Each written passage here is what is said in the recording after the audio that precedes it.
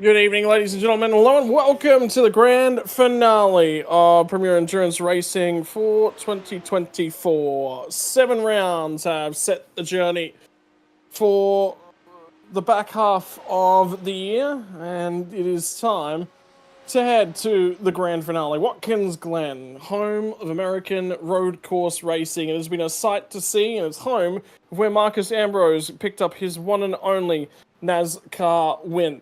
After all of the trials and tribulations he had over in the United States, it seems fitting that Premier Endurance League will be playing host to its grand finale on these hallowed grounds. Hello, I do hope you're all settled in for what's going to be a lovely, lovely evening of motorsports racing. 2 hours in front of us. Oh, and by the way, there might just be a little bit of weather on the cards as well. There was a change. It was expected to be a dry session for the race right the way through, but a late change means that we will be seeing predicted precipitation right in the middle of tonight's racing. And that's throwing the cats amongst the pigeons. It's unsettled quite a few drivers, but that means that unsettled drivers tends to create the chaos and drama that we like here in the commentary booth, JP. Yeah, absolutely. I think it's going to be interesting to see how they get on, especially if there is weather changes as well. Let's not forget that. But obviously, we've got to come down to the final round. We've got to come down to the championship. And that's the situation at the moment. You know, it's very, very close. In the challenger class as well, there's only 4 points difference between Jamie Saxon and Isaac Curtis, so that's going to be an interesting battle to keep an eye out for. And on that one, in the elites, obviously it's a little bit more spread out, with Dean Mackay leading by like 170 points, with Stewie Shaw in second. So there's a lot on the cards to play for, especially in the teams, because they're not very far apart either. So it's kind of still got all 3 championships ready to go for what plans to be an epic 2 hours at Watkins. Yeah, plays host to IMSA Racing in the middle of the year, does Watkins Glen as well. Watkins Glen 6 hour is one of the jewels in the crown of the American racing calendar, and well, it's not going to be 6 hours. We don't precisely have that amount of time on a Sunday night as we head in towards Christmas and the back end of the year. I know, what's it like over in the UK at the moment, JP? Have you got those little frosty flakes falling from the sky yet? No. I know we're roasting over here. We're about to head into a heat wave, so. Nice. We're over here with rain and freezing my bits off at 5 degrees or something. Typical British weather. Yes, it's not good, dude, to be honest. But, you know, I'm better off going out in flippers and water wings than I am actually going out in anything else. It's just ridiculous. But, hey, that's the British summer. Saying that's the British winter. It's bringing Britain all the year round, to be honest with you. To be honest, those summers are generally about a day long. That's about it. Hey, mate, that's better than the other 364 days of the year, at least. Oh, mate, don't. It's ridiculous living over here. You know what I mean? If you were to move over here, at the moment, I'm sweltering. I've actually just moved, and I'm back sort of in where I grew up. But the problem is I've gone from a very, very low humidity area, very dry region, which was great. Look, give me a 38, 39, 40 degree day in dry heat any day of the week. I can handle that. I actually quite like dry heat. I am dripping in sweat most days, and it's in the mid-20s. And I'm like, this is horrible. Forget this. This is too humid for me. So, yeah, you can complain about your weather all you like, but I'm a man for the colder temperatures. I tell you that much. Well, you come and live here. You know what I mean? I'll give you. Yeah, we'll swap. I'll give you a month of just going out and looking at gloomy grey clouds every single day, and you'll be like, nah, knickers to this. I'm going back. You know what I mean? It's horrendous, mate. It absolutely is horrendous. But hey, that's the joys of living in the UK. Do you know what I mean? That's what we have to deal with. But at the end of the day, it is what it is. And I do get to sit here though and watch some great racing, which means I'm in my nice little cosy office. Can't see the gloomy weather outside anyway because I've got no windows, but I'm all good. Yeah, so, I mean, you know, the benefit, I suppose, is at least your PCs are nice and cool. You can keep everything, you know, right down in its best operating temperatures quite easily. Run air conditioning units to keep it together over here. But you're right. You're talking about the outright championship as well. Dean Mackay has basically schooled the field this season, which is good. You know, it's always good to see the newer drivers jump into the series, jump in and dominate. I think the real thing that we've sort of seen over the last sort of 6 months is not only has Dean sort of progressed, but he's progressed to such a high level. We love that. You do really, really enjoy drivers coming in, going, "Hey, I want to improve at this. I really want to push on and win for a championship for Dean." I think he's done a great job. You know, is it time for Dean to step on and beyond the shores of Premier Endurance League? That's a topic to be dated in the off season. Are there other drivers that have also now outgrown the league? Again, a topic to be dated. It's not right. It's not wrong. Either way, is, you know, if Dean's back for another season, great. If Dean's, you know, sort of said, "Hey, you're now beyond sort of the skill level that we want at the top end of the league," awesome. That's also a really, really good thing. I love. You've got to remember that the target for the Premier Endurance League is that mid-level driver. Really, it's we're not targeting the professional drivers here at the moment, but that's changing in the future as well. Yeah, I think that's one of the things, you know, that they want to push on. They want to attract the drivers. They've got to retain people like Dean. It's the things is that you can't let him go. If at the end of the day you're looking at going out and bringing in top level drivers and bringing in people of professional levels that have driven in IRL and coming forward to go and wanting to race in your league, you've got to retain people. And if Dean turns around and says, "Yeah, you know, I've had enough, I'm off," well, that's a big sort of dent in, you know, a kick in the teeth almost, because you're trying to keep drivers like that. You're trying to build it up to where your elite level, your elite class could be 4K and above, you know, but you've got to make sure that you're retaining people. And if Dean turns around and says this summer, or this winter, wherever you are, and obviously in the world, that he's had enough, then he's on his bike and he's gone and go and find something else to go and race with. But I don't know, I think they're trying to get the professional drivers in, but it's a challenge, right? At the end of the day, it's always a challenge, because you can't not have the people like the challengers. You can't not have the people that have gone out and done it this season. Well, that's just it. You know, realistically, if you have a look at the elite versus the challenger debate and who fits where, well, it's a really, really good debate to have, because it sort of says, hey, you know, we've got a pro series of driver, we've got an amateur series of driver. That's a really, really important distinction. I was actually talking to Ricky and Jimmy a little bit about it between the last couple of rounds.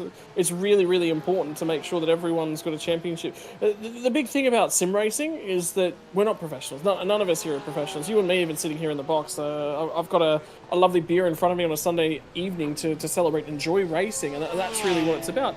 But for the sim racing fan, it's superhero moments. You want, the reason that we all got into this is because we're racing fans. Yeah. And what is the best part about racing? It's that superhero moment where you, for one day, get to feel like you are the best of the best. Mate, I was driving Gen 2s last season in the supercars, right? Was I the best? Absolutely not. Was I the only UK person in the field? Absolutely I was. But I never had a great season, but I had a season where I learned so much, and then all of a sudden they bring out the Gen 3s on me anyway, so everything I learned last season went out the window. But do you know what I mean? Like, I wasn't the best, but Motorsport, race 1, I felt like a superhero. I was flying. I was sitting, you know, 5th or 6th in the class in race 1, and I've never been there all season. But that's the thing, you've got to take seasons as a learning curve. You've got to make sure that you're looking at your season and going, what did I do wrong? What do I need to learn, and what can I do better going forward? You know, my issue, as you know, running a company, a broadcast company, it was time. Talent. Bigger issue, talent. Well, there might be that as well, but probably be time to get my talent, Scotty. You know what I mean? When I've got no time to do anything. And that's the thing.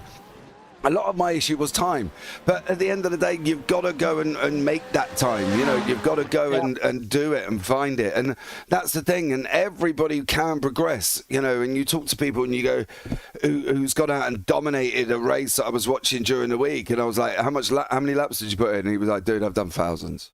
Like, literally thousands. and you're going, okay, that could explain why you've dominated by 12 seconds then. Do you know what I mean? And never look once in trouble. But that's the thing, the more effort you put in, the better you get. But you also got to practice well, practice correctly to get in what you get out the thing. As well.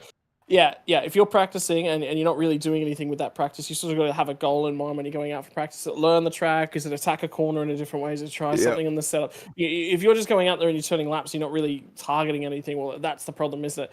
Righto. So, having a look up and down the field, it is time for the final qualifying results of the season. Yet again, Mr. Consistency, Mr. Speed, Mr. Pace incarnate himself, Dean Mackay, has taken another pole position from the front end of the field. Alongside of him will be Stuart Shaw, and that'll be an interesting battle to keep an eye on as well. Ben Wood starts on the second row, and can you believe it, Rick Provenzali on row number 2 as well. That is going to be a really interesting one to keep an eye on. By the way, Ricky sits really, really down the back in terms of the championship standings. Why? Has really struggled to finish races this season. Trent Allen from Eric Fenson on row number 3. Dan Magri, Ben Jeffrey, round out your top 8. Rain Campbell. How about this? Isaac Curtis qualifies in 10th spot. He is getting promoted to the Elite Class 4 Sure next season. Of that, I pretty much have no doubt with how successful he's been. Again, another driver that's grown. He's excelled. He's going to win himself a championship, maybe, provided he survives to the back end of the race. And that's a success story for the league. Alfonso Latella and Adam Jepson going to round out our top 12. Over the page, we will throw to Dean Reddit and Eli Donaldson. Matt Webber and Owen Coleman round out your top 16. Here's where we start to get into a few of our challenger drivers. Jamie Saxon and Isaac Curtis going toe-to-toe in the championship. 17th for Saxon. Benjamin Brook will start alongside of him. Michael Brennan, new entry to the series. Really, really good to see Brennan out here amongst the drivers as well. And alongside of Brennan, I've lost my place in the order. Martin Hallinan. Vinnie Newen is going to be the first guy outside the 21st. Richard Mayer will start off alongside of him. Did some endurance racing actually with Richard Mayer earlier on today as well. There's more to talk about as we go through. Burhop from Carrick out of the 12th row of the grid. Sean Benici and Jacob Hughes. Good to see Packets back in and amongst the racing action. Qualifiers just ahead of Mark Foster and Brock Cat-Eye out of 27th and 28th. Alan Dawson and Matt McCamley 29th, 30th. Brad Coates and James Mason outside of your 32. 33rd is going to be Bobby Camote from Nathaniel Coburn. Kurt Nummenson and Jimmy Middleton out of 36 deep in the field for Jimmy, 18th row of the grid. Andrew Dutch, well, Middleton out-qualifies Dutchy. Boy, that's a sight for sore eyes. I didn't think I'd be saying that. Chris Withers in behind him, Martin Lipsky, Michael Thompson, Stephen Mellis, Leith McClimate going to round us out on the field.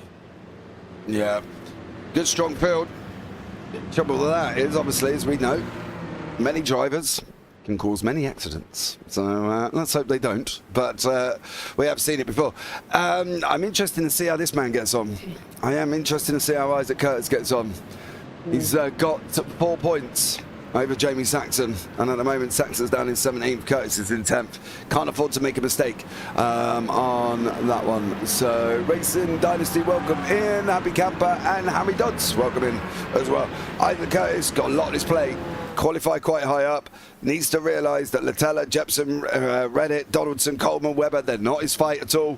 But he can't go and just let them all pass, because he'll end up straight wrapped up in a battle with Saxon for the next 2 hours. And he doesn't want that if he can help it. Well, the big thing about Watkins Glen surviving the S's on lap 1, that will be...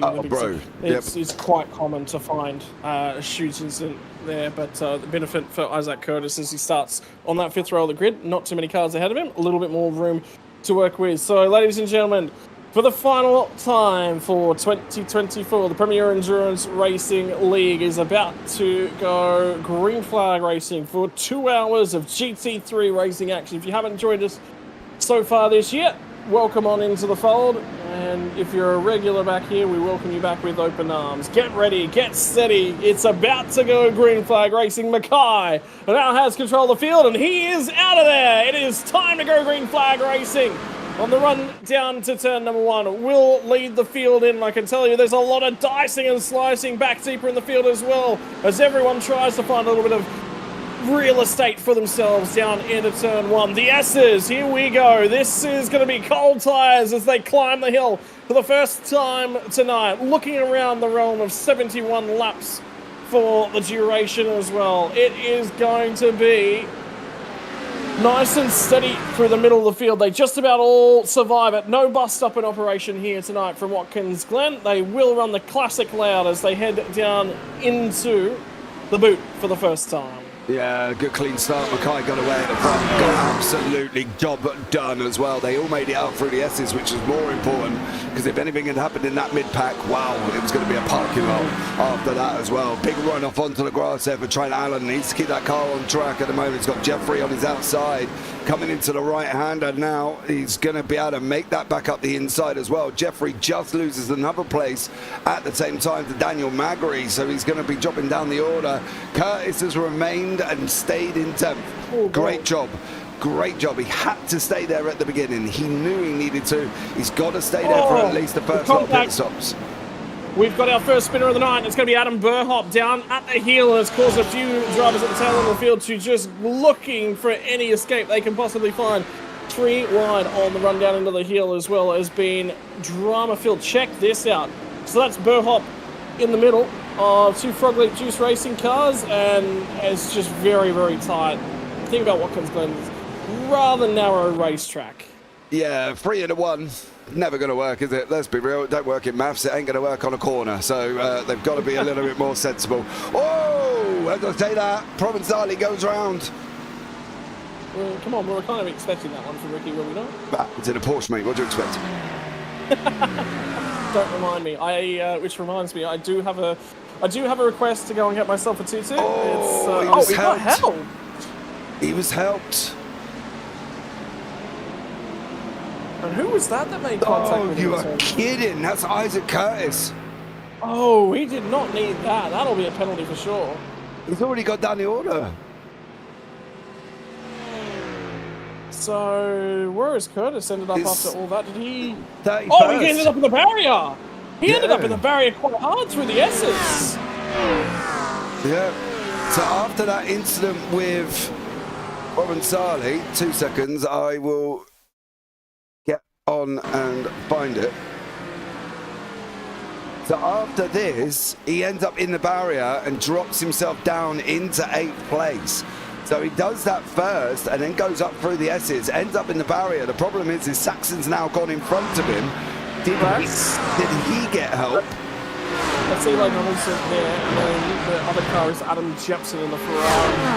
As they get through here, and Jepson misses the apex, he misses the turning point. Oh no. Now that puts the pressure all on this man to go and finish the race. Yeah, it's just about racing smart from here, isn't it? Yeah. He doesn't need to do anything silly. He doesn't need to do anything crazy. Curtis is all the way down in 30th at the moment. He literally has got to just get this car to the end, get his fuel stops nailed, and he will come out of this as the challenger victor on that one. Just going to wait for the scores to give you an update, and I'll give you a quick rundown of where everybody is at the moment. Yeah, so everything's just sort of shuffling. As everyone starts to try and find themselves their own little bit of real estate. Dean Mackay has got a little bit of company.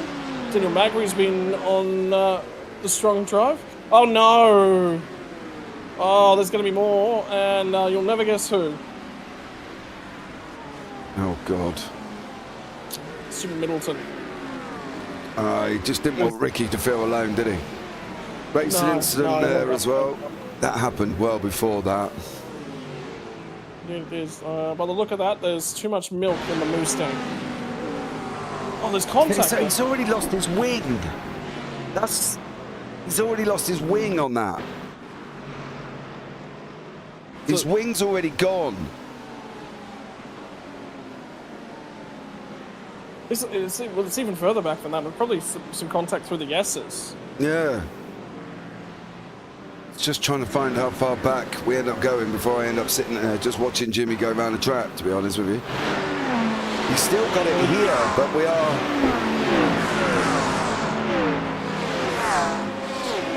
Oh, there you go. It was at the crest of the hill, wasn't it? Yeah. I think it was he's at the crest and he's lost it. So we can jump on, let's see if I can get this from above and see if there was contact. Or did he just lose it on his own?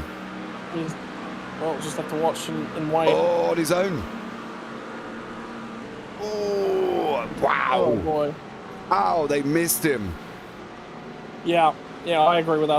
That was a phenomenal job by all involved. Yeah, how they missed him was impressive, but Jimmy just didn't want Ricky to feel out on his own, and we got a safety car. First safety car of the race. Yep.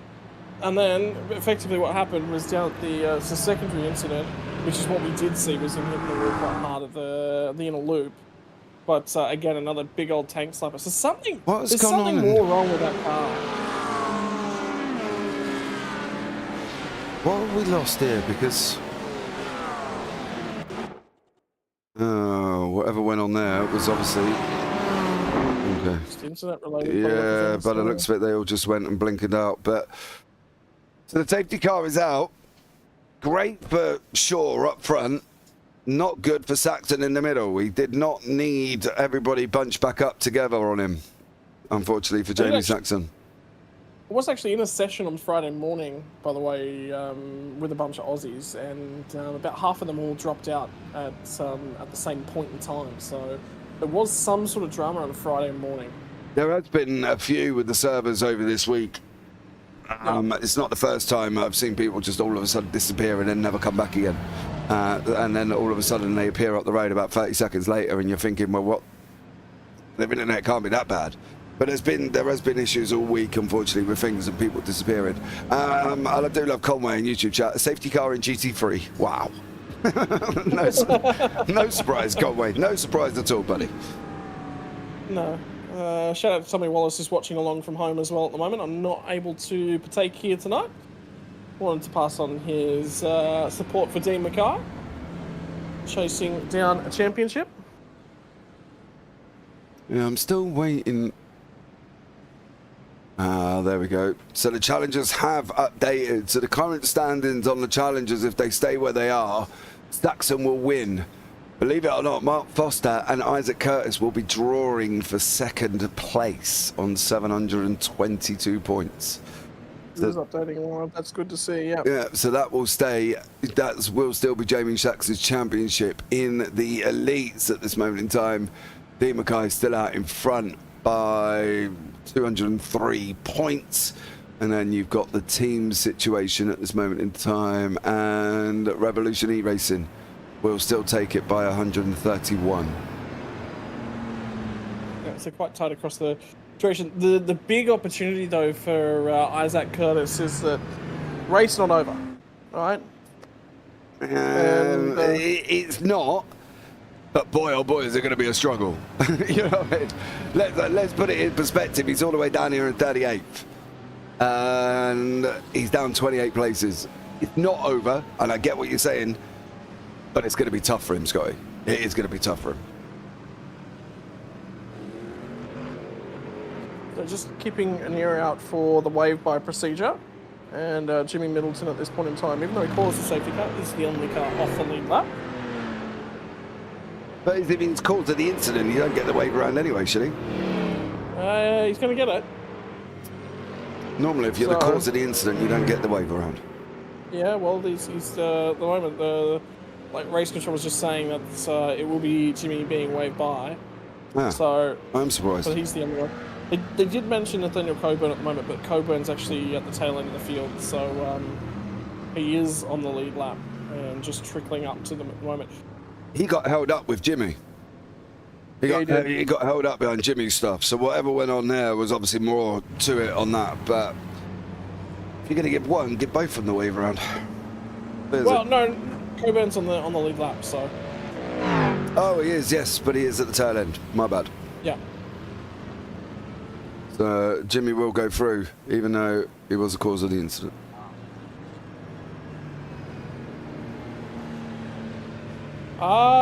Vinny Nguyen's just had an issue of some description. So I think this is hardware related. Yeah, he's parked on the left-hand side. Oh, he's back going again. He's parked on the left-hand side, so whenever went on, he's managed to resolve. So it's gentle contact for Vinny with the left-hand side barriers, and the comms that were just going on was that Vinny actually races in VR, so it looks like it was a technical issue with the headset. So been there. Vinny VR issues, says Sean Bonici, who is in the race driving and talking to us at the same time. Always a man of many talents, Sean Bonucci. It's quite impressive considering I can barely drive, let alone talk at the same time as well. There is so many people in iRacing that can type and race at the same time. It's just, it baffles my mind. Now, admittedly, you can get a keyboard mount that will sit up and over on the side, that so that your keyboard is within reach at all times. I've always wanted one. It's just never been something that I've been able to arrange or sort out. But yeah. So, there is that speak to text thing as well going on, isn't there? That you can get, that you just say the words and it types it out. You've got to be in the right spot though to use that. It's a safety. We know, Sean, it's a safety car, but we're still quite impressed, mate. Don't take us giving you props away from us giving you props, man. I mean, you know, that's the way it works, isn't it? I was actually just watching a replay of Sean Bonucci at the moment, and he just about rear-ended the car ahead of him. So, to Sean, focus on driving. No texting and driving, please. No, he's giving him a nice little bit of room now. He's stopped. He's typing something. Watch. Yeah. Something he'll start typing now. That one. Pedro Discord link should be down in the description below, buddy. You can get yourself involved. Look, there you go. He gave him so much room, and all he typed was LOL. You know what I mean? Come on, Sean. He did manage. Yeah, he did manage. He gave him so much room. I thought I was expecting like a dissertation written in YouTube chat, and I get LOL. Well, that's what I was about to say. I mean, Sean, if we get another safety car throughout such a duration tonight, we expect a haiku. Yeah. Or some form of dad joke written in YouTube chat, Sean. Yeah, something. Yeah. Keep us entertained as well. Ladies and gentlemen, we're going to be back under green flag racing in just a few moments. Field is in the hands of Dean Mackay. And now we watch, we wait, and the story we'll be keeping an eye on is going to be that of Isaac Curtis from the tail end of the field. And there's a big old check up at the rear end of the field as they all sort of scatter into the final corner. Curtis is going to look to try and pick off a couple spots at the rear end of the field. He is one of the few drivers that have pit under this caution period. There's a few of them down at the tail end of the field. And for Isaac Curtis, he's got a job to do. He's got a massive job to do. To be fair, they're all going up through the S's section now. You can see that nobody has caused any real dramas. There was checkups and left a little bit of room. In fact, the whole field is pretty much spread across the whole back straight. So they're all down the back straight from corner to corner. Huge incident. Huge incident. Track is blocked up at the S's. Track is absolutely blocked at the S's. Just as I said, we're making it through. My word, that is a destroyed Porsche of Chris Withers. That's something to do with Matt McCamley here. Yeah, that's where it's kicked off. Yeah, and then bang. Hold your brakes, dude. Brake. Oh, I did not brake that juice. That is not what Curtis needed if he was stuck in behind that. And he was. Well, he got through it. He got through it totally fine, so he's actually okay. And that's a bunch of freebies. There is so many cars scattered around the track. I'm counting 3 cars at the moment that are looking at potentially getting a tow. And we're back on a safety car period as well. Fuel was updated just prior to tonight's racing action as well. Moved back to 60% in terms of things. So for the Porsche, that will be about 60 litres. McLaren will have a little bit more than that because it's got the bigger fuel tank.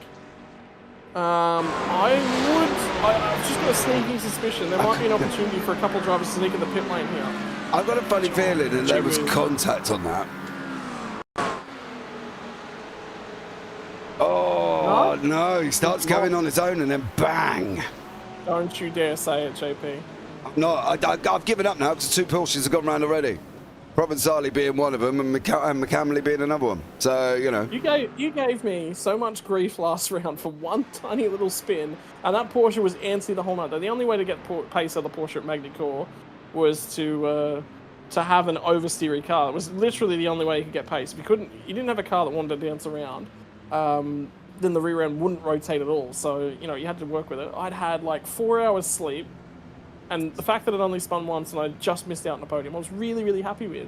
Only to jump in at the end of the stream to find out that Pete Baxter was very disappointed in my driving behaviour. But that's because he lost a bet. That was a problem. He said, He said about a little gentleman's bet that we have with Pete. I pretty much have one every race with him. I know, yeah. But we said that he said Scotty's going to make it all the way round without spinning the Porsche up. And I said, okay, I'll take that bet. And you didn't. I had. And, well, mate, we lost. I was so unwell. I was so unwell that weekend. I ate something so off. No, it's going to sound like... I know it's going to sound like race car drivers. Scotty Rankin. I know it sounds like race car drivers' excuses, but I was so unwell. You're like the fisherman. The fact that I finished fourth that weekend, I was very impressed with, given how unwell I was going into that race. When I jumped in the car, I actually wasn't certain if I was going to have to go for a vom in the middle of the race, to be fair. So... yeah, look, I know I lost the bet. I do apologise to Pete. Well, you lost as well. That's the problem. He jumped in. And I apologised so profusely to him. I was just hoping against all hope that you guys didn't see it. And then apparently you banged on and banged on and banged on. I feel like that is the most replayed 5 seconds of my life I've ever seen. Hey, look, you got to make sure that people see it for me to actually tell Pete that I've won. You know what I mean? You've got to put it out there. And unfortunately, he lost, and I'm still waiting for his picture in a tutu. That's what. And yours. You've got to do that as well. No, it is coming. I've had again another weekend. I'm planning it for the next round. I've not had time in the middle of Christmas and everything else that's going on out here. So yeah, it is coming. I do promise to everyone that's the Premier Endurance Racing League fan, I have lost a bet. I will be a man of my word. That picture is definitely coming. I guarantee you it is coming. I've lost a bet. I will get you all a picture of me wearing a tutu to satisfy you all. And Pete's got to do the same thing. It's not this week. Yeah. Sean, who are you now? Have you changed teams?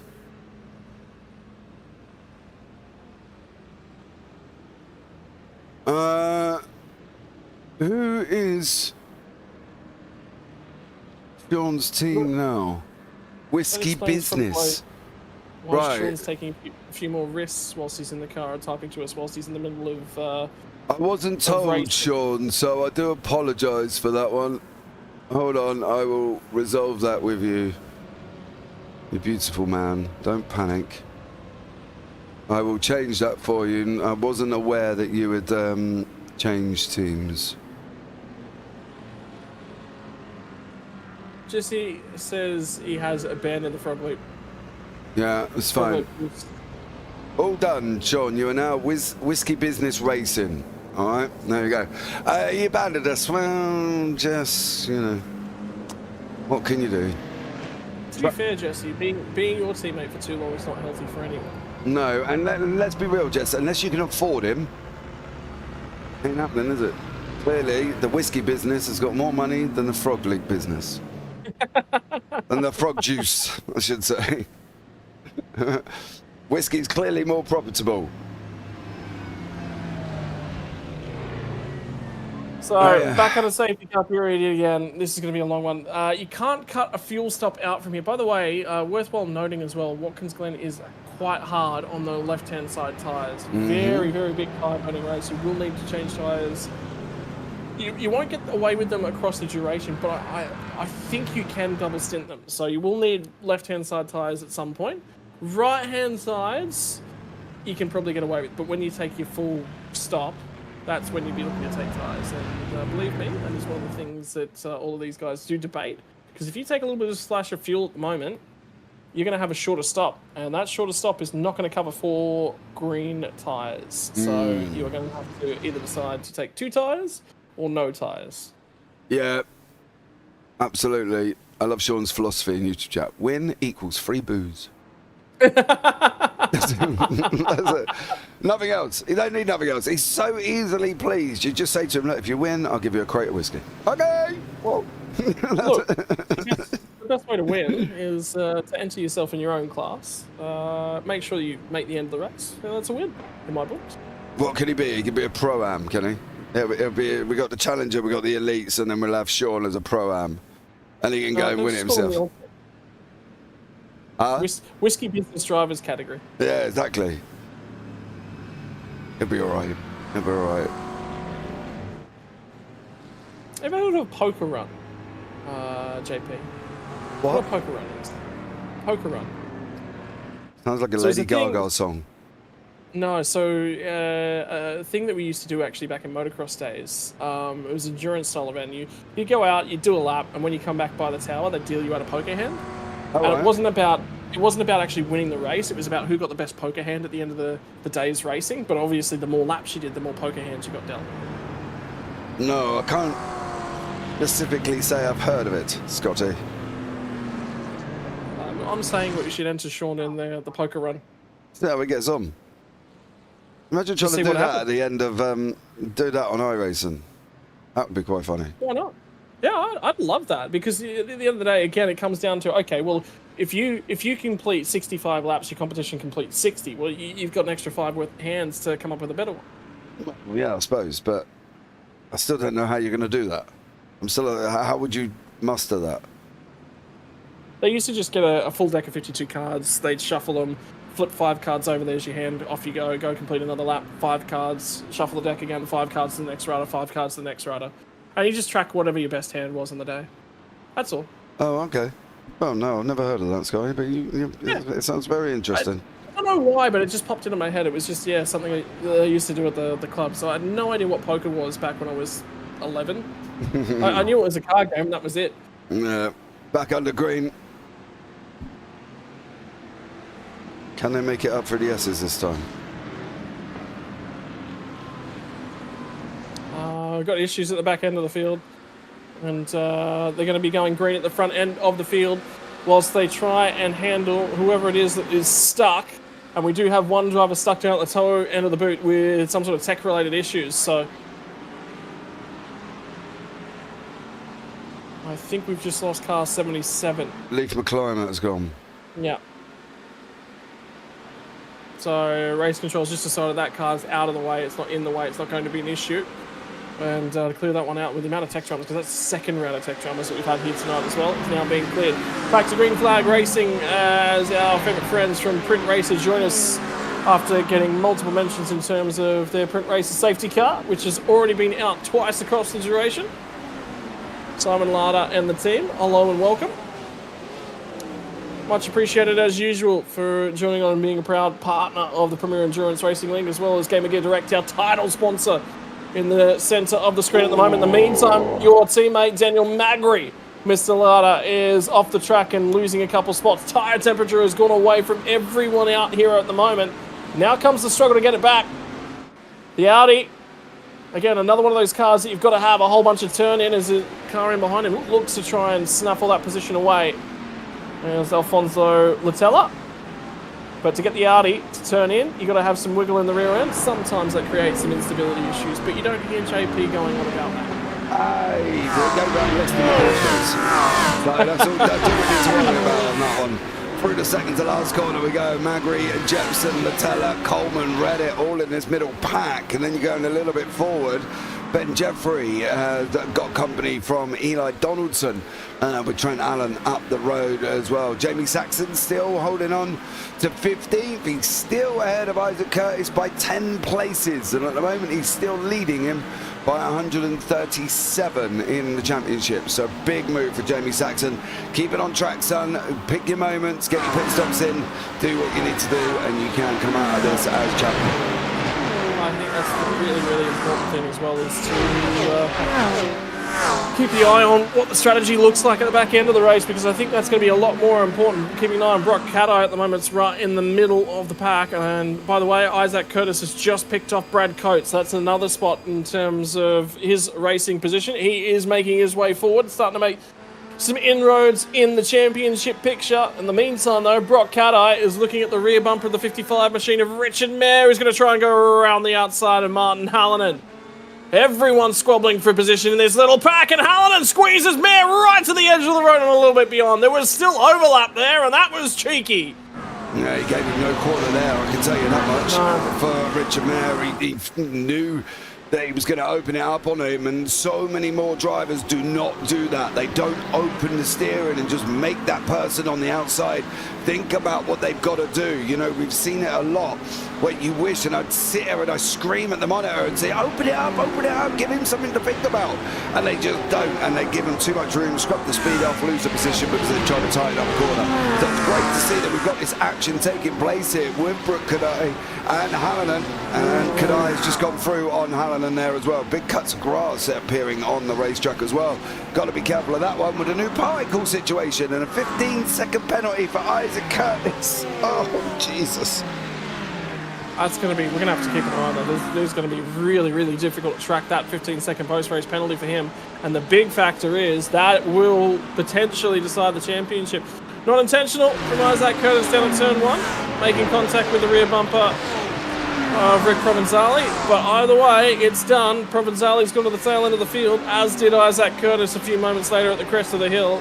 The 15-second time penalty. He has got some work to do if he wants to win this thing. Yeah, he's got a bit of a challenge on him now, as has Coleman and Latella. I did want to jump up to Eric Fenson, who's having a nice little ding-dong down here as well with the Ford Mustang of Trent Allen. As these guys are battling over 4th and 5th place. Allen's on the outside. Is he going to be able to come? He's not. Now he's just got to open up. This is where we mean Fenson's got to open up and drag Allen all the way to the other side of the circuit. You've got your one move. He could have made it. He hasn't made it. Is he going to leave the inside open? He is. And at the moment, I think Allen had more of an opportunity than he took there. Yeah, but it was quite difficult to keep the nose in as they headed down into the heel of the boot. How good was the braking capacity though from Rain Campbell, starting to attach himself to the back of these two guys ahead now as well? So Fenson, Trent Allen, Rain and Campbell run in a row, and the thing is, when you look ahead, they're starting to lose touch with Ben Woods just a little bit with all of that squabbling that's going on. And I think that might be why Trent Allen's just slotted back in. He recognises if we want to fight for a podium, well then we've got to stop fighting at the moment. Yeah, but the problem is they're racing drivers. Never happened. Where is Mr. Foster's? Mark Foster is down in 31st place, down 4 places at this moment in time. Unless you're talking about somebody else and I've not understood who you mean. Mark Foster, absolutely named after that iconic but horrible tasting Australian beer. Yes, the water. I'll let you in a little secret about Foster's. It's not actually something we drink out here. It's literally the stuff we sell on to the rest of the world and claim as our own. Yeah, that's about right. There's multiple things that do that, mate. Yeah, I mean, I wouldn't worry too much. But at the end of the day, it's obvious. If it tastes like the water, then I wouldn't touch it anyway. And as for these guys racing, Alan is getting racy behind Fenson. The problem is Fenson is covering him off. Watch, Alan tries to go again. He's now going to look up the inside. You can see on board with Rain Campbell is just sat there thinking he's going to get you. Now I'm going to go and follow through as well. Penalty for Jacob Hughes, causing an incident on lap 2. Fenson's now lost that position to Alan. He's just about to lose that as well. Is he there? No, not close enough for Campbell this time around.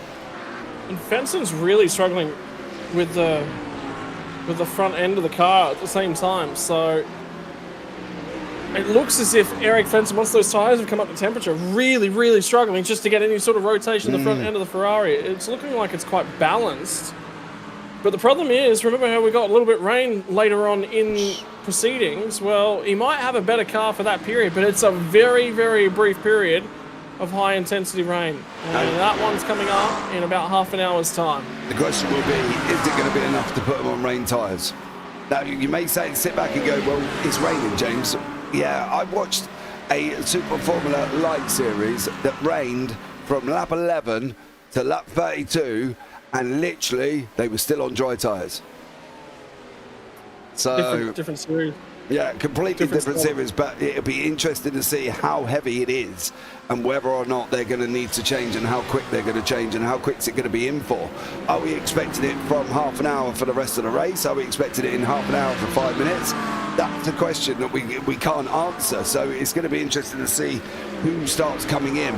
The moment you'll know is when we've got badly on ice, sliding off every corner. Yeah. Somebody somewhere will be doing it constantly. Then you know the crossover point for tyres. But at the moment, we haven't got a clue, so we'll see what goes on. Yeah, and have a look at Fenton, who's still trying to cover off at the meantime. Rain Campbell, who again is just coming at him.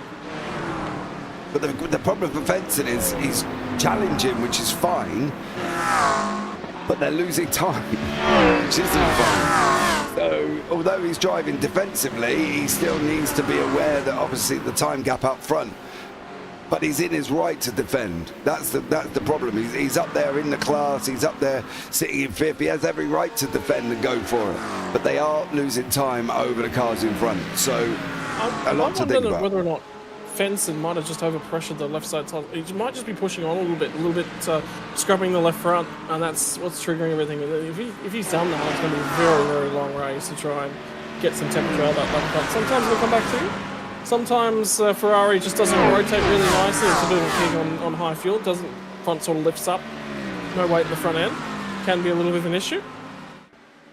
But then it comes to as the fuel starts to burn out. It should only be about 15 or so litres before behaviour starts to come back to it. But we should be in that range at the moment. The problem is those safety car periods took some temperature out. At the moment, in the meantime, Stewie Shaw back up and starting to harass Dean Mackay. He needs to at the moment, but it's not going to be enough. He needs to pass him, and he needs Dean somewhere down the middle of the order to actually make an impact on the championship. So at the moment, it is still Dean Mackay's championship in the elites on that one. Stewie's got a lot of... He needs to beat him, and Mackay needs to be down the order, so it's going to be tough. Just had an incident with Martin Lipsky. Rain Campbell nearly made it out the inside of Fenton. Same with Jepson. He was looking up the inside of Daniel Magri with Owen Coleman tucked in behind him. Saxon still doing his job, still leading the challengers at the moment, still leading the championship by 177 points now for Jamie Saxon. So again, in that midfield, Penke battles. Closest challenger to him is Martin Howland, who's under pressure from Sean Bonici and Alan Dawson.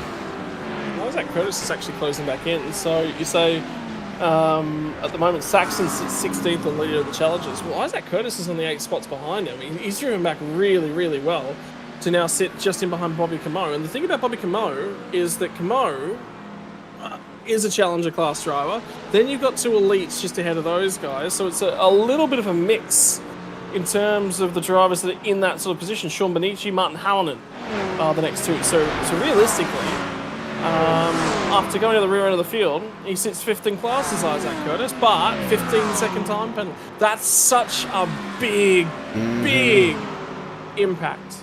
Yeah, because it will affect where he is. That's the problem. And he needs to realise that now I've got to make this up.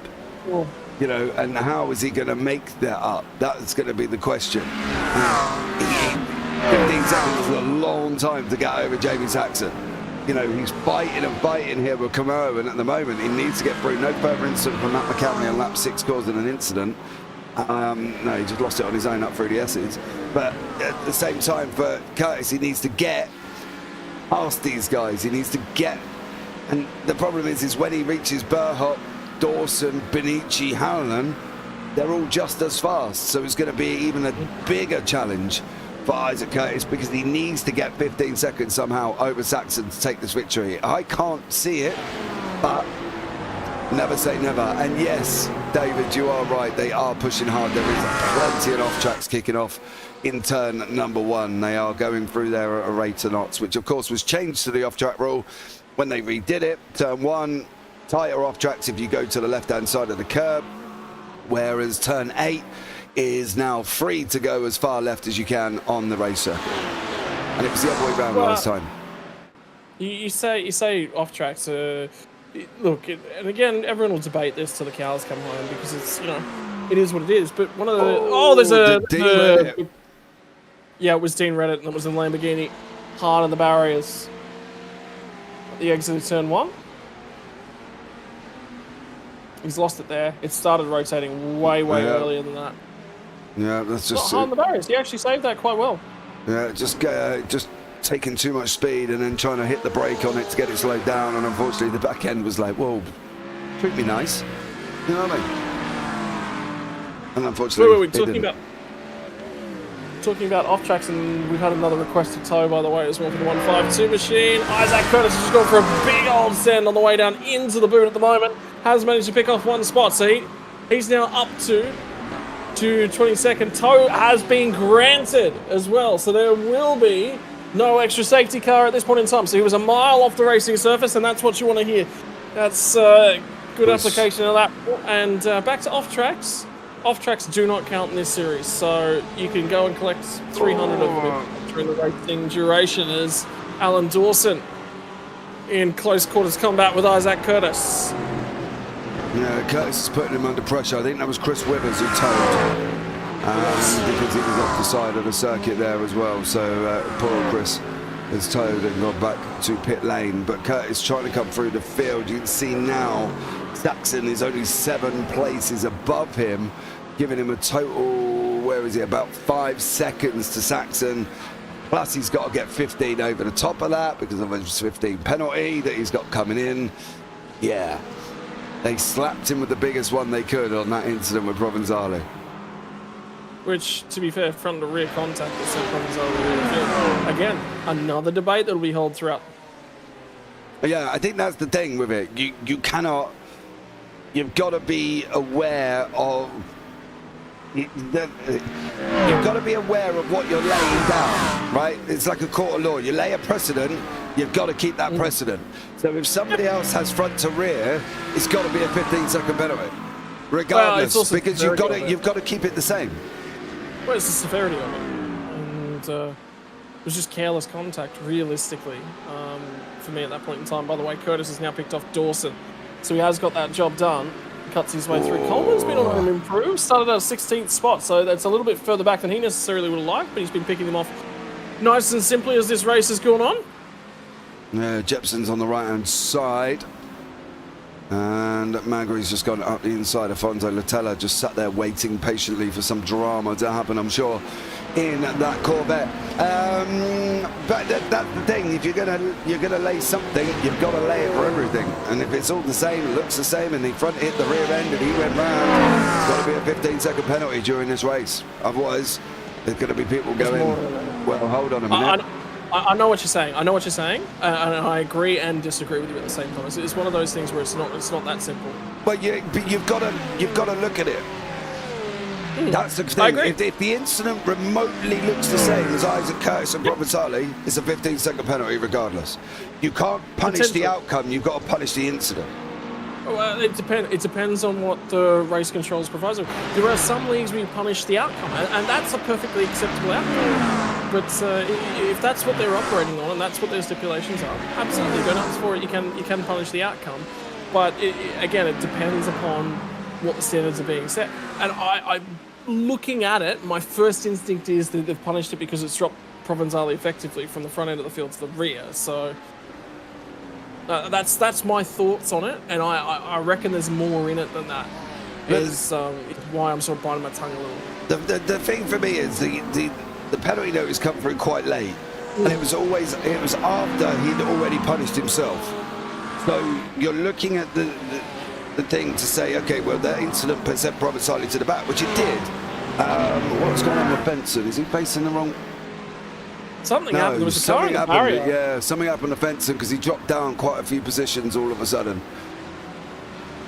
So there was witness marks off of the toe of the boot, and there's a car in the fence at the running into the boot at the moment. So I think Fenson's gone into the barriers off the exit in this next corner here. He did. Right there. Bang. And then all of a sudden he just dropped down an absolute chunk of positions. Stefan Mellis has just taken a massive diver off the side of the circuit and lost a chunk of positions. Fenson needs to get that car in the... Oh, dude, you're coming round. Sorry, but that is just a Porsche doing Porsche things here. Oh, not that one. Good job being you didn't have a bet, Scotty. Otherwise, you would have been in a, I don't know, a Mankini by now. Well, that's different. See, that's a driver with 2 tires in the marbles. It doesn't matter what car you've got. The same behaviour is going to happen right there because you've jabbed on the throttle with 2 tires in the marbles. I don't know. There you go. You some know, of the you know race how I feel about Porsche, so it's really, really tough for me to say anything else against it. I agree. No. I understand where you're coming from, but yeah, it's after a weekend of racing them, it sort of made a little bit more sense. I'm able to look a little bit closer and go, okay, that's why the rear end come around. Yeah, once it starts to come around, yeah, absolutely, good luck with it. But learning to balance it out is a big key. Fenton did dive into the pit lane as well. And quite critically for this one in time is that we are right on the 1/3 race distance, which means Fenson's still in with the shot because he's right on the strategy bubble. I think there's going to be a lot of strategy play today. I think we've got an hour and 20 minutes. They haven't pitted or from literally Martin Hanlon, I believe, is the first one. No, it's not Martin Hanlon, it's Adam Burhop. Looks like he's the first one to go into the pits on lap 6. And then obviously he's stuck there as well, isn't he? So it's going to be interesting to see how they're going to work this. Yeah, so there'll be a few little strategies going left. Some will bob, some will dip, some will dodge, and some will dive. And whatever you do, JP, don't take another look at Stefan Mellors because he's just had another mishap. That was a mishap. Hello. That was a mishap as well. Same corner. Same outcome. What should the penalty be? Well, that's a little bit different because look where the contact's happened. It's happened later in the corner. So. Scotty, I know what you're saying. Scotty, the drivers are not going to see that. They're going to be like, hold on a minute, that was the same. Front to rear, still went round to rear. Doesn't matter. This is such why stewarding and RCing is a tough job altogether. So I've gone back and had a look at it. Very, very different. And the reason it's different is because with Isaac Curtis and Rick Provenzano, they were direct even front to rear, just following it. And the reason I say Harlan's is a little bit different is because Curtis had the nose down the inside. Sorry, it wasn't Isaac Curtis, my apologies. It was the Mustang of Adam Burhop. He had the nose down the inside, so he was looking there and it wasn't clean on front end. So watch this. So at least he's showing the nose. Now there's no overlap at that point in time. There was none in general. No, but there is an attempt to move to the inside. So you know there is a case there to say that Martin Hartnell has turned into the corner. I'm not excusing Burhop from fault. Burhop's still at fault, but again, different in the way that the cars are set up. Front to rear corner, Isaac's is a lot more blatant. I'm sure Isaac might not see it like that. You know what I mean? Especially racing for a championship. So there you go. Nice clear blue skies at the moment, but the cloud cover is coming in. It is. We do expect rain in about the next 15 minutes. Depends on how hard it's going to be. And as you say, Stefan Mellors has had another drama. Michael Brennan looks like he's had his own little moment at the same time.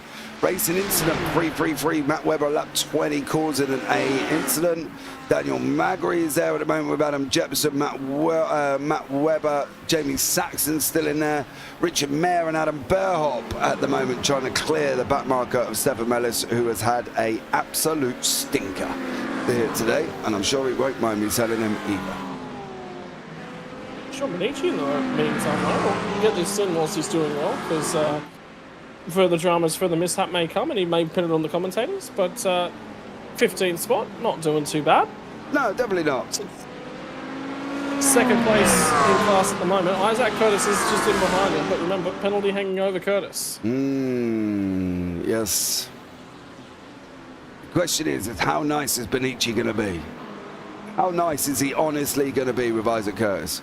Because let's face it, he wouldn't be. You shouldn't be. But I mean, the difficulty for Sean is you'll take a look at Isaac catching him. He's catching him at a fair rate of the knots at the moment. You just go, is this worth it? And if the outcome is you're likely to get a lot more risk than you think about, well, that's one way to solve it. That is a very, very good decision. Yeah. But I like that because he doesn't lose any time. No, he's not the only one. Woods, Allen, Campbell, Donaldson, Coleman, Magri, Webber, Benici. So the tower's going to go mental for a minute. as they start swapping around. Somebody else coming in the background, that was Dean Reddit on his way in as well. So some have taken it on the 40-minute mark, and that was with 2 safety cars at the same time. And I like Dean Mackay, Stewie Shaw have not, with Ben Jeffrey, Jepson, Saxon, and also Richard Mayer. So at the moment, Saxon's up into 5th. So update on Adam Burhop for the contact. There is a 10-second penalty that's just come through for Adam Burhop on lap 20. And I think that's the incident we're just seeing. And again, race control's gone and looked at it and gone, the circumstances are indeed slightly different. They're just slightly different. Again, front to rear contact's a lot more blatant, and it wasn't front to rear contact. It was front to rear contact, but it was offset. And that'll be the difference in the penalty. Well, I'm sure that we've got a tougher job. So we'll let them carry on, I think, on that one. I would love to see. The thing is, we could be here all day. We could be here all day. Absolutely. I agree. Yep. That I do agree with, because it's, you know, it's one of those ones where, and no one's ever going to agree on race control and how to do it. No, you're always going to disagree, but you are also got to be careful of what you're laying down, because people will look at it and go, was there really a difference? You know, you could say, yeah, well, it was straight on, and yeah, it was offset. It didn't matter. You still punted him around on the rear, front to nose. Was there a difference? Burhop is going to look at taking the lead at this moment in time. This man has already pitted, and he has just taken the lead. Isaac Curtis is also pitted on lap 2. So they are a little bit out of sync. Everybody else went now on lap 23. Burhop went on 6, Curtis went on 6, and Carrick went on 6.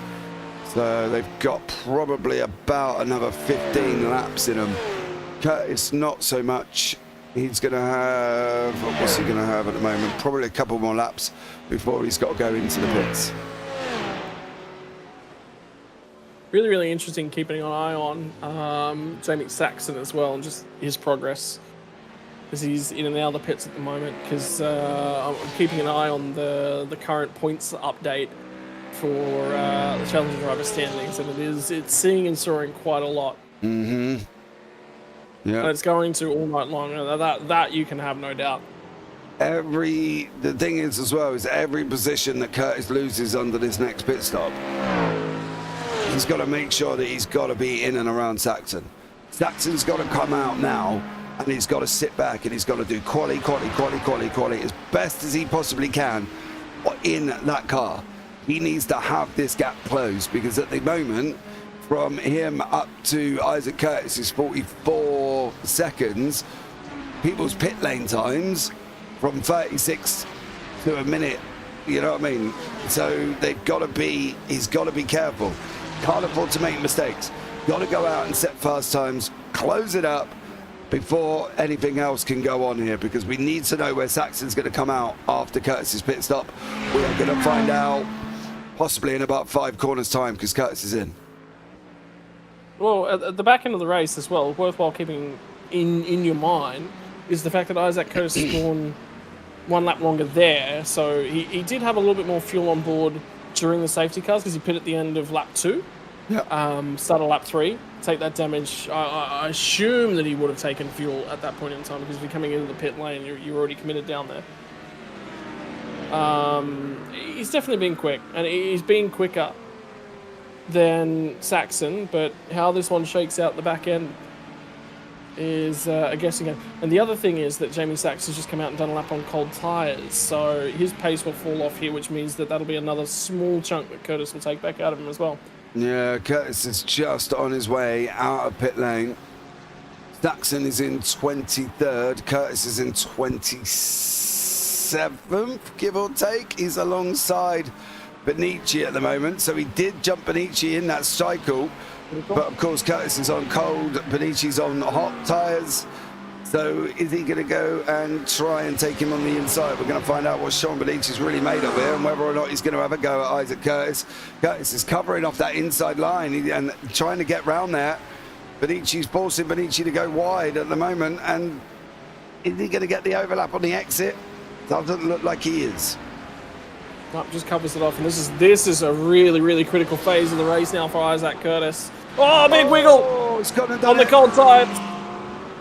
And that'll solve that one. Now he's going to go and get it all over again. Yeah, and Saxon at the moment is sitting about 3 seconds. Well, he's sitting 5 seconds up the road, so the gap was basically the same when they went into the pits as it is when they've come out. So Jamie Saxon there, still 5 seconds up the road over Isaac Curtis. Curtis has got to be thinking he's not going to make 20 seconds up to Jamie Saxon from here, including overtaking cars along the way. So the field spread's enormous at the moment. Adam Burhop's on the run down into the loop, but Burhop has run the alternate strategy. Dean Mackay is the first driver sort of keeping an eye on, and he's run down in the loop at the moment now. Yeah, I'd love to get excited about the championship at the moment, because at 1 minute I clicked on it and it had Mark Foster at the top. And then I realised that Foster's got to go in for a pit stop, so that's not going to happen. But it is changing every single time, and at the moment, Saxon, Brooke, Curtis, I'm going to take Foz out because he's got a pit stop to make. Saxon, Brooke and Curtis, if they stay where they are, if the race ended right now. Ooh.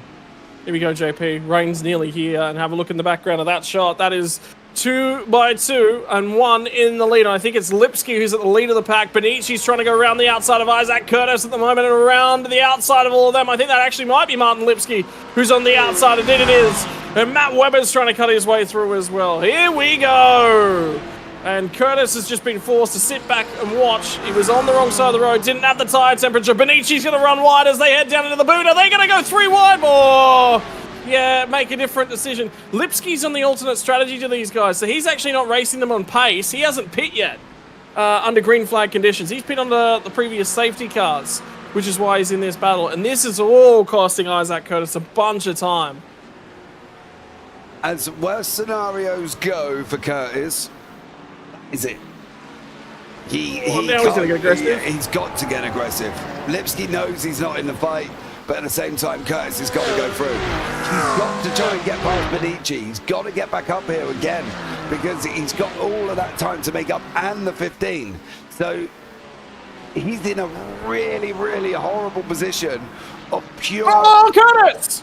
Curtis has just lost the rear of the car. He's going to get a speeding in pit lane penalty. Heavy contact with the back. He's burned his fast repair. Oh. So he's got that damage to the end of the race now. There's nothing he can do about it. Don't say it. Don't say it, JP. Don't say it. I know you're thinking it. It depends what happened. Don't. I can guarantee what happened. Yeah, I can guarantee what's going to happen. That back end's coming around all on his own. He's going to hit the curb on the outside. He's going to hit the curb. Watch this. Round it comes. Did he hit the thing? Yes. And he hit the tyre. Don't say it. I don't really need to. Just good job Pete Baxter's not here. Otherwise Pete would be... Pete is raging. Rolling over. What did he do from here? How did he go? He went in pit lane again. Yeah, I think he had to. But if he's got no fast repair... No, he doesn't. He's now down in 12th in class. I'll give you the updates very shortly once it all settles down, because people are changing positions. People are in pits. Carrick's in, Dutch is in, McClimon's in. Mackay's still going out in front. Ben Woods is second now. Foz is in third, but don't get excited. Foz has got to make a pit stop, okay?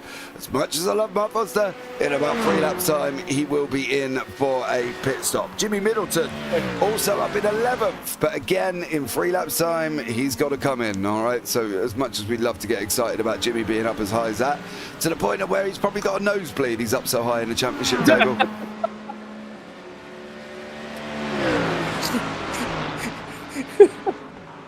An update on Jimmy's championship hopes as well at the moment.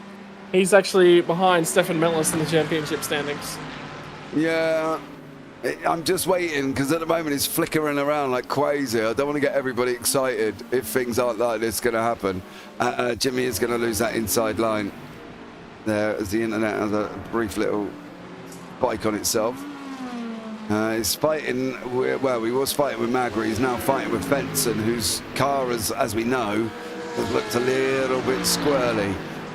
The rain hasn't come I'd like to point out we were expecting rain by the top of the hour. At the moment, unless all of a sudden the heavens opened, it isn't making it, but it is looking a little bit over. Can I just point out that Jimmy Middleton's done every race of this series thus far? Oh, it is raining. It's raining. And I'm on track to beat him in the championship standings, and I've done one race. And yes, it's raining, and it's coming at us from the west of the track, which is hitting the boot first. Just barely in the boot first. Oh, and the front straight. And it's going to come from front straight across. Foz, what are you going to do? No, he'll stay on dry tyres. There's no way. Drink every time a Porsche does Porsche things. We'll be drunk in half an hour. Hey, it's daytime for me, mate. You're the one who could neck it. Carry on, son. Foz has got a choice here because that's coming down quite heavily. People are in pit lane. Coleman, Middleton, and Kadai. Tyre choices are going to come into this. They have got an ideal opportunity, though, Scotty, because they are in right at the moment it come down. Well, the rain's only going to be here for about 10 minutes. They're on wets. Jimmy's on a wet. Foz is on a wet. Carrick's on wets as well. Andrew Dutch is on wets. They're going to get out of here. They're going to cook them, and they're going to have to come back in. They had the choice. They're not going to make it the time. But they had this is the thing. It doesn't matter. They were in right at the moment. The question is, were they in at the crossover point for them? We'll keep an eye on Andrew Dutch, see what goes on. There is spray coming off the back as well. So this is either going to be a master stroke or you're going to look like a right plonker. That's it. Well, half the track's not even got rain at the moment. So that's the issue. Like, they're going to cook the tyres. The tyres are just going to get too far up in temperature. So see there, no spray. None whatsoever. So this is the section of the track that's still dry. You'll come around here. You'll dip down to the boot, and this is where the rain will start. It's anywhere from about here. Yeah, but can they handle that half a lap under where it is? Yeah. Under the tyres as they are? The drivers that are on the dry tyres are going to be totally fine. 5-second penalty for Matt Webber, lap 27, unsafe re-entry. Well... And you know what? The rain's just about stopped again. I'm not seeing it. There's a little hole. There's actually a little hole in the rain that's mostly over the track, I think, at the moment. It's like being in the eye of the tornado. Ren Campbell's under pressure, right? Trent Allen's trying to go around and put him under pressure. Lots of the race left. There is. But the question will be when and how long is the rain going to come back at us? If it's gone and dry, the people that have put the wet tyres on obviously the blue mark on the left-hand side, you've got Dean Mackay, Matt Carrick, Foster, Dutch, the main ones. Middleton's got it on. Why did Dean Mackay put the wet tyre on? I don't know. Go and ask Dean why he's put the wet tyre on. But at the moment, I've got him down as wet tyres. And he pitted on lap 28. So he has just recently pit too. So he's recently pitted. He came into the pits. Yeah. But whether or not that was smart, because at the moment... No, absolutely not. There is none. So that could free up Stewie Shaw. I said Stewie needed a miracle. And he may have just got one. I can tell you, D. Mackay is on the wet tyre. The problem is the rain is incredibly light and it's here for 10-15 minutes. So in that time period, the track's just not going to get wet enough. No. And there was a hole in the band of rain that came through as well. They're really going to require... There is some heavier rain coming in the next wave of it, but it's only a light to medium intensity. It's actually just hit the track right now. So final sector. This is the problem they've got. It's not just the final sector now, though. It's in sectors 1 going into 2. Oh, well, it's across the bulk of the track now, yeah. Yeah, it's pretty much across the whole thing. I think if we went down with Leaf and Climate, we've got it going into turn 1. What about Woods? We've got it going into the boot. So and coming down into the hill, so the whole circuit's getting soaked. So whether or not Dean Mackay has just pulled a master stroke, sitting back thinking, yes, the wets are now going to work, or it's still not going to get wet enough. He's lost like 40 seconds to take the pit stop, so he's got to make that amount of time up. Yeah, he's just never going to cover it off. He's got 47, but at the moment he's still ahead in the championship, so I wouldn't really worry too much, and he's still ahead by 23 points. Mind you, compared to what he had when he come into that, 23 is not a lot. But you can see he's literally caking it down now. Well, Dean Reddit's on dry tyres, so basically, and Dean Reddit's the next car in behind him, so pretty much the margin between these two guys is a really, really good marker of... They're all in. Woods is in, Shorts is in, Donaldson's in. Jeffrey, you should have gone in, son. No, stay out. I'll be telling them, if you can survive the next 5 or 10 minutes, stay out.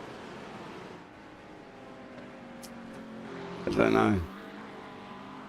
Because these guys are going to have to make another pit stop. The problem is, swapping to the wet tyre is one pit stop, swapping back off of it is another pit stop.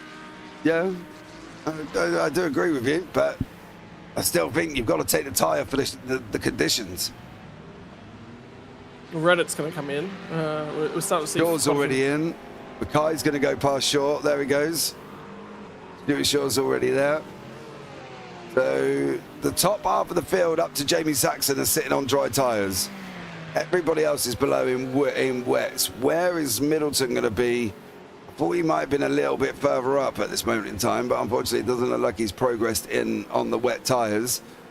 Everybody else is on wets now. But Ben Jeffrey, Richard Mayer, Magri, Jepson, Burp, Saxon still on dries. He would have just been cooking them for a couple laps, is my concern. Oh, Jimmy Middleton. Oh. God, that car does not look stable at the moment underneath him. And he's on wet tyres too. Yeah. Unfortunately for Jim. Still gaining positions, but 15-second penalty for Webber on lap 30.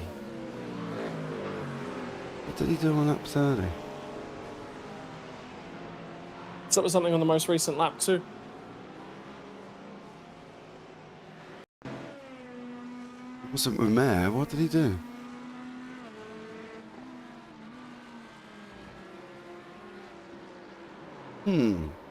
Just spin. Got onto the marbles. Yeah, he got caught.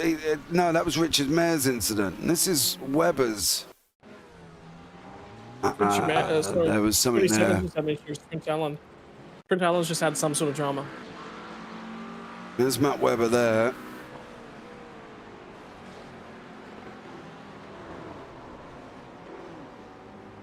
Oh boy. Oh boy. Eli Donaldson's had a huge incident.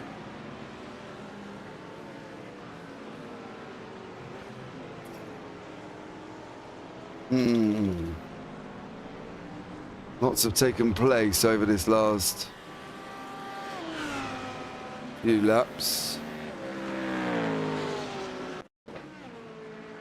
This is what Donaldson did. This is the heaviest band of rain that's with us right now too. What did he actually do? That's Richard Mann on Donaldson, so that's... Oh, where is... Ah, this is the Donaldson incident, hopefully.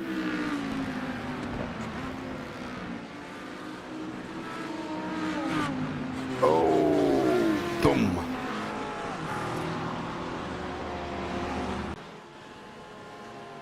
So it's all about Jeffrey, Burhop, Saxon, whether or not they're going to survive out this rain.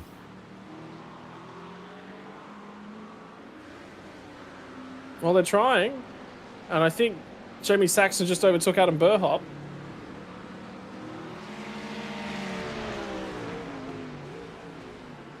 Yeah, I think there might have been an issue for Adam Burhop in the middle sector. Burhop's in that Mustang. They've just lapped Isaac Curtis. That is Curtis in that Porsche behind, and they've literally just lapped him. Is he on wet tyres? Curtis, yeah. Safety car's just been called. Oh, no.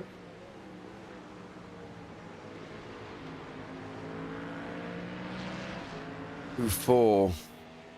And these guys are driving past the pit lane. So this is going to change things up again, because the big thing about the dry tyres is that you have to maintain the temperature. Oh, there it was. Don't think it was that. I don't know if it was this with Latella.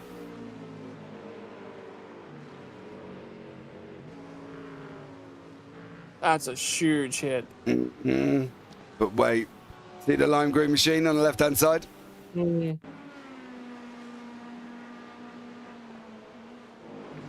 Don't know whether or not he gets freaked out about the fact that there's a car there. It sees it, hits the brake, it goes around with it. It's way earlier than that. And that Corvette is a really, really tricky thing to drive in the wets too. The incidents going on all over the place at this moment in time. I don't know if that's just because some people are going rather slowly. But Ben Jeffrey struggling a little bit on the dries. Well, he will right now, because our track's going to slick off quite a bit. The benefit for Ben Jeffrey, though, is he's lost a lot of time because the track is at its wettest right now. His last lap time was a 2:02.6, so he was 20 seconds off in terms of the pace on the most recent lap. Mackay's driven his way back up to third around these guys. Can he hold it, though, even under safety car? He's coming in. Yeah. Well, with the loss of that much temperature, I don't think he's got much of a choice. Saxon's surely got to come in with him. Got to take this opportunity. It's Isaac Curtis in behind him as well. Yeah, but why they're running under safety car? Oh, sorry, my apologies. Stefan Mellis that's in behind him at the moment. Yeah, but Saxon is not going in.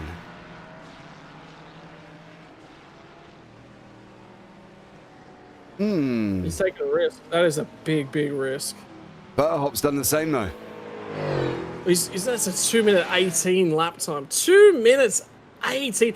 He's going to get murdered. Yeah, but don't forget they have been under safety car. The safety car at the moment he was trying to do his lap, so unless that may have had something to do with that lap time.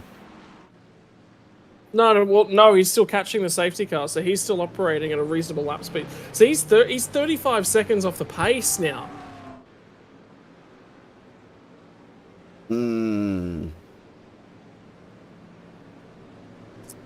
Curtis should get the wave around, put him to the back of the field. He will.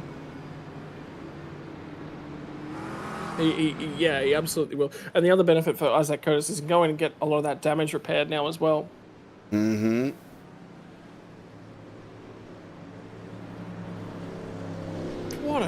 This is just cut amongst the pigeons. Ben Jeffrey rejoins in 8th. We've got half the field on dry, half on wet.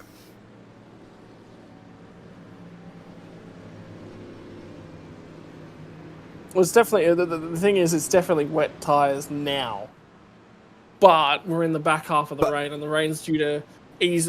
Literally, it will not be raining in about 10 minutes' time. No, and we're under safety car. Yeah, if this safety car hangs around for about 5 minutes here, I'd risk going back to the dry tires. And the reason, JP, is if I can lose 15 seconds, that's a win. Anything 15 seconds and anything 35, 40 seconds and less is a win. At 40 seconds, you're always losing out, but at 35, 30 and less, that's a net gain. But the problem is you're just taking a big risk to do it. And the track is like ice at the moment. The thing is, there's no visual puddles, right?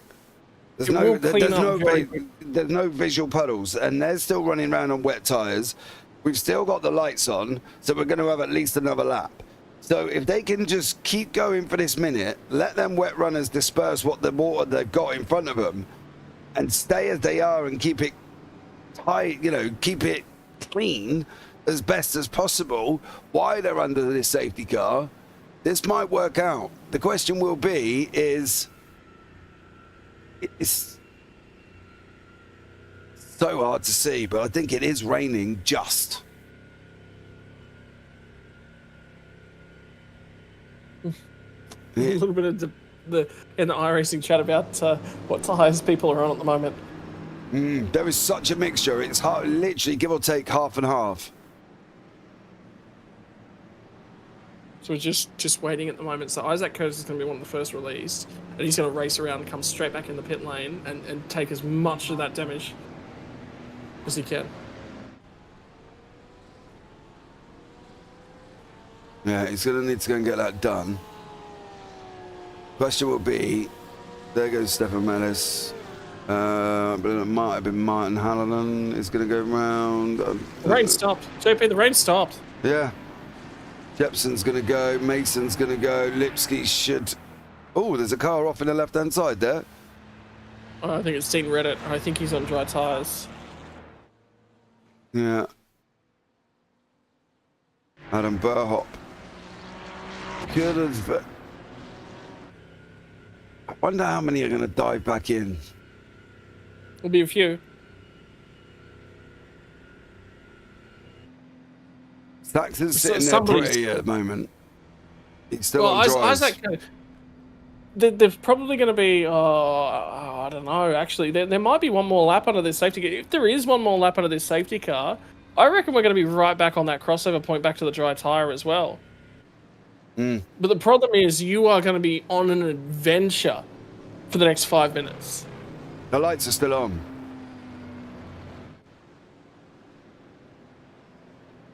Unless all of a sudden he's going to pop them off halfway around a lap and say, huh, the lights are still on. I think Stefan Mellors just had an issue. Oh, God. The safety car will be in at the end of this lap. So there's the update on that one. That'll tell the story. Curtis has got to dive in. Curtis has absolutely got to dive in and try and grab some damage repairs because he's just so far off the pace at the moment. He needs that front downforce. If he can grab... if I was in his shoes, top the car off, fresh set of wets, 30 seconds of repairs. That's what I'm looking for. Actually, I probably wouldn't even throw a fresh set of wets on in his shoes. I'd probably just a little bit of a top off on the car, a little bit of damage repair. Don't touch that line. Gee whiz. No, okay, he's going to keep on going. Definitely. I reckon there's going to be another safety car. I don't think we're done. And it's because there's a few guys still crawling around on dry tyres. Who's on dries? Burhop's still on dries.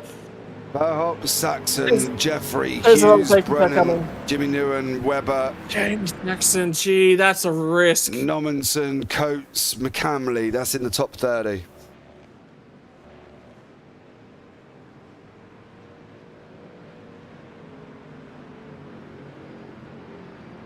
No, all those guys that are on dry tyres are in trouble, and they're in big trouble, and they have no idea what's coming. I think you might be surprised here, Sky, how well they're actually going to do, because there's no standing water.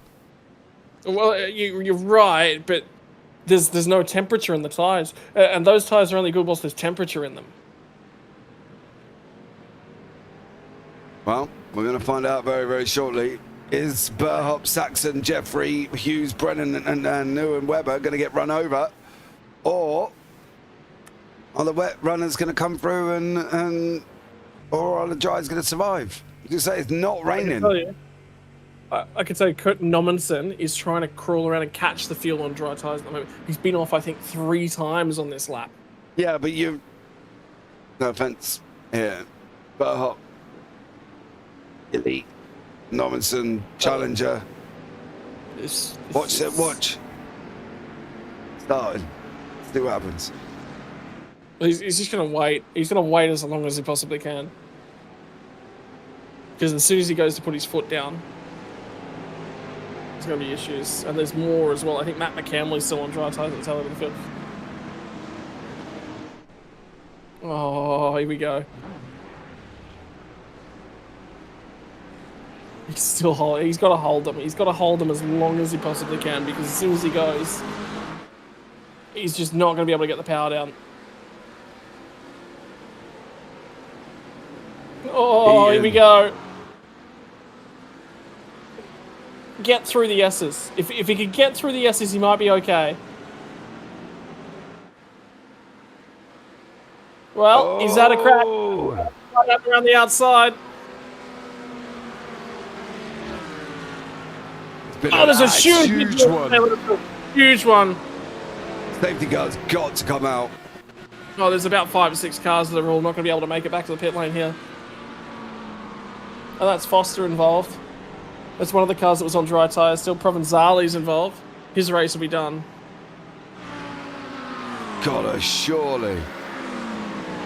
And Curtis cuts his way back through. Don't forget, this is one of the drivers was on. It's a weird incident to have.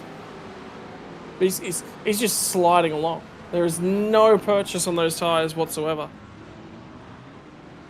Got cars facing the wrong way. Oh, Jim. Now facing the wrong way without a rear wing.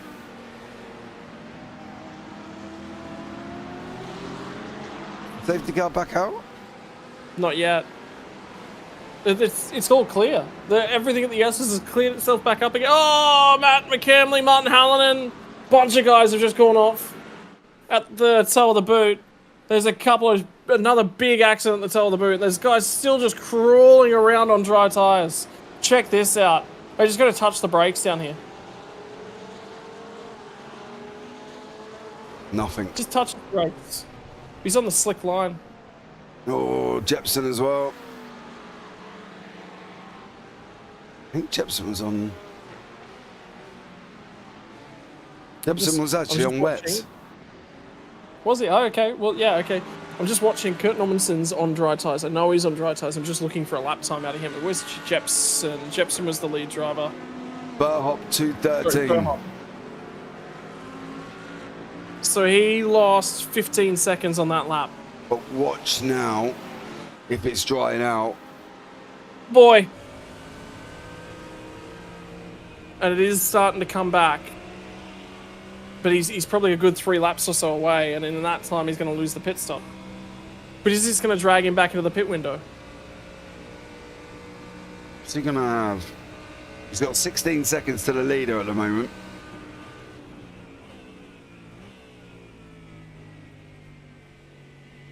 Yep, so it's going to be a slow run. Oh, look at the understeer. Yep. No. Oh, there it goes. Touch the curb. Hold it. Oh. That's destroyed the rear end of that car too. Well, I'm having fun. Are you having fun, JP? This has certainly been interesting. Oh, that's Curtis. Oh, is that Curtis? It's back to 14th spot.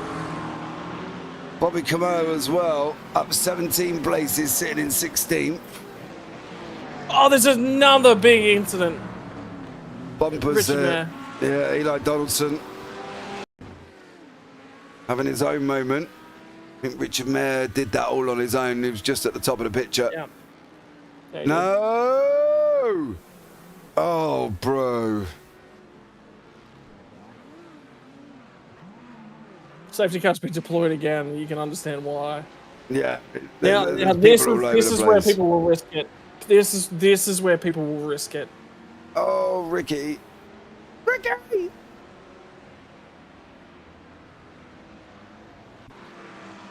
Question is, what do you do? 40 minutes to go, wet track. What do you do? Well, it depends who you are and it depends where you are. Adam Burhop's continuing. You remember seeing how damaged Adam Burhop was? He just drove past the pit lane entry. Yeah, he's still carrying on. He's got no rear wing. Still on dry tyres. I'd like to point out as well, Jamie Saxon is also still on dry tyres.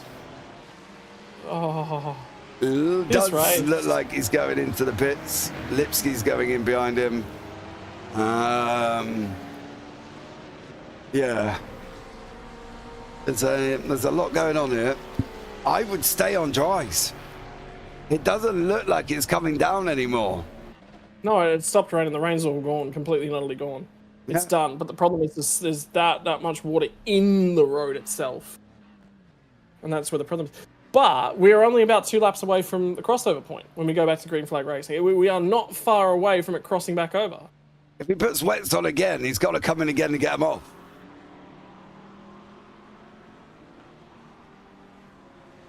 I would still stay on dries.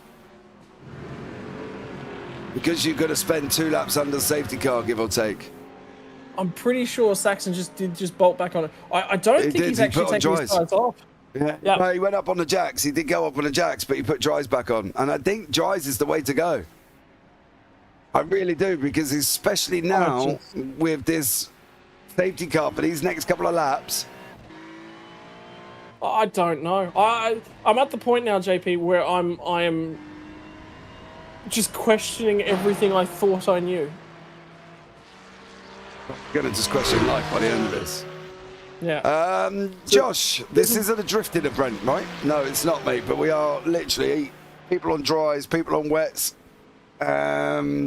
Safety car is going to take the crossover. So it's how quickly they're going to, well, how quickly is it going to cross over? That's going to be the problem, isn't it?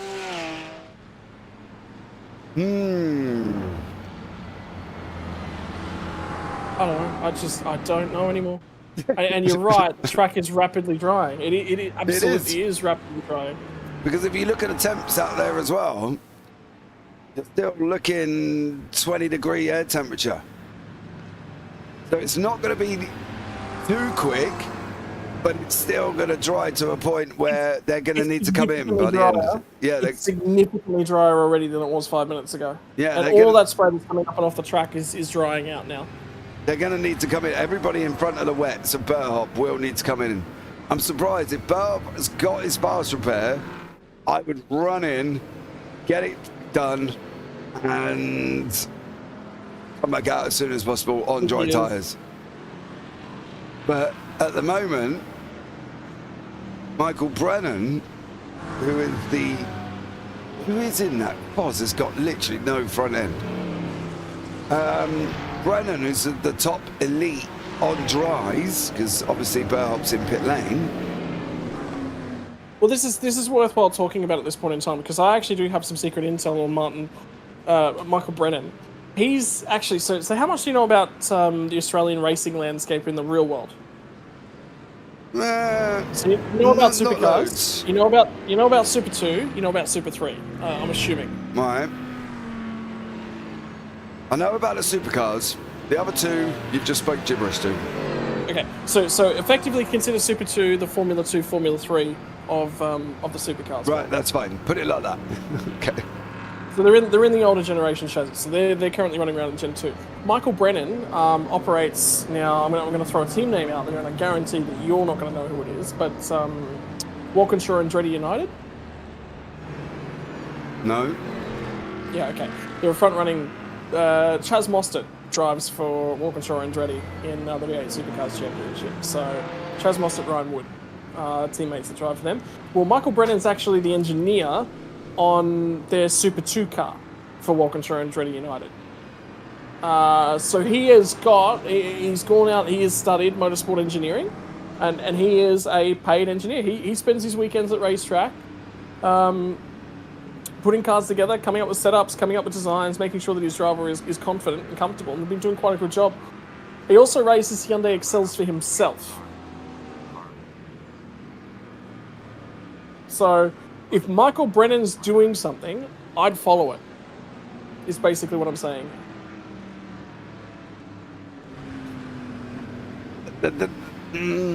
People could be wrong. I still think they need to be on dries, right? You know, I've declared that from the beginning. I think dries are going to be the way to go.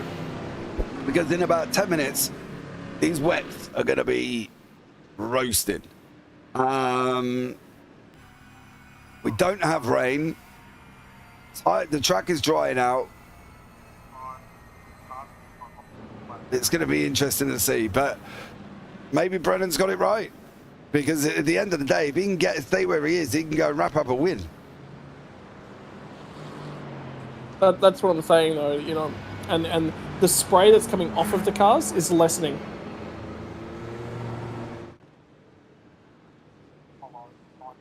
Going to find out how he's going to get on here, mate. This is going to be the thing. So, safety car is now pulled away. Dean Mackay on wet tyres will lead the way, but another safety car restart, and we are in range to get these cars home on fuel now. So if anyone has pit in the last couple of laps and they're on dry tyres, they can make it home. The difficulty for them will be is how much time are you going to lose managing that scenario. Isaac Curtis, after all the drama he's had, is 11th on the road, JP. 11th! He is, you're right, but he is on wets. Saxon's 22nd and he's on dries. Well, the wet tyre's the right one to be on for right now, but it won't be for very long. I love David Ruddle. Driver on the right tyres at the right time will be the winner.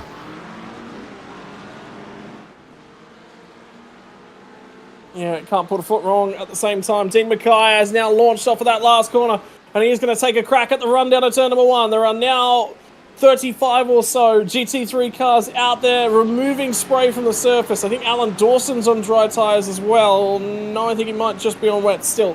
Had no grip down at turn 1. Michael Brennan is crawling around this racetrack. But if he can hang on to this car, this could be a race winner. He's in the Porsche, known for its steadiness in the dry. Have a look at the big old slide in the background as well. He's going to find the barrier, whoever that is. And it's Dan Magri on his own. On dry tyres. But he will be off the track. On dry tyres. And Saxon held on. Right underneath Michael Brennan's rear wing. I want to see if Saxon can get this stopped. Yeah, he's managed to pull it up. Yeah. It's not going to be long. You'll start seeing them tyres start coming in soon, I think. No, there's still spray, and there's a little bit of spray, but I think for a minute, if Saxon can hold on to this, and Brennan can hold on. Oh! No, he can't Well, you hold just on. said Michael Brennan can hold on, and he can't hold on any longer around the rear end. But the car goes. Jamie! And it's going to continue on. Oh! Saxon got through. He got through, and he got out the other side. Just. Did you see the car? Yeah, it was that penalty angle. for Andrew Dutch causing an incident. Don't even know when that's happened or what it was for anymore. So much has happened in the last 20 minutes. What has happened to this motor race? Gee whiz. Oh, and don't forget, JP, that the Gen 3 has got the wet tyres as well. Oh, yeah, I did that, mate. I stuck up a test session at Sandown. 10-second penalty for Michael Brennan for an accident on lap 31. I chucked up a test session at Sandown with realistic. Unfortunately, realistic meant torrential rain. At that moment in time at Sandown, I was like, "You got to be killing me." And I was like Bambi on ice, bro. Me and Rain aren't going together at this moment in time. We're not vibing. So yeah. Right, look at the no spray down in turn 1. Going on the exit, there's a little bit. You might start seeing him coming back. You might start seeing him come back through now. No, he's still got to build temperature, and he's still struggling to build temperature at the moment. Just having a look at the leaders. Jamie Saxon lost about 17 seconds to the race leader, so he ran a 2:11. Now that is a significant improvement on where they were. The leaders ran 1:54s. And I reckon the crossover is probably about a 48 to 50. Oh boy, I've just seen Brad Coates send it into, that was the Audi that just went off ahead.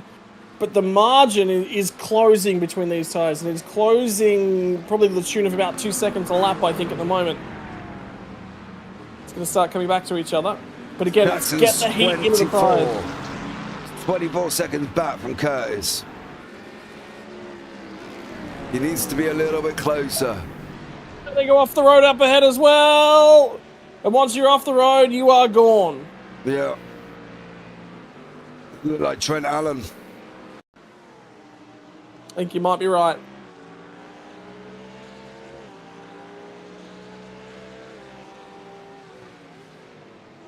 And he's on wet.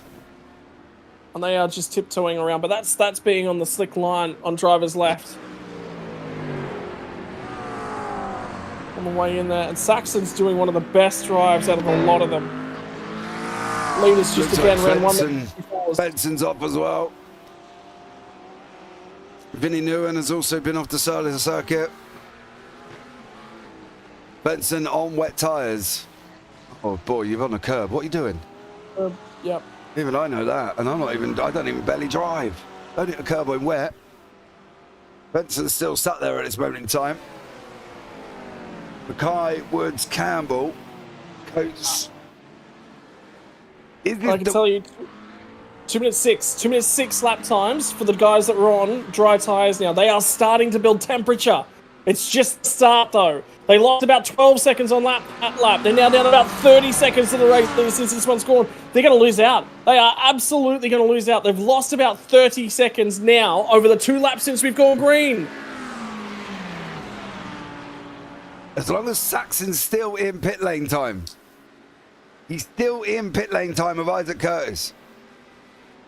At the moment. But at the end of this lap, unless he can get that lap time under a 2-minute flat, he's not going to be.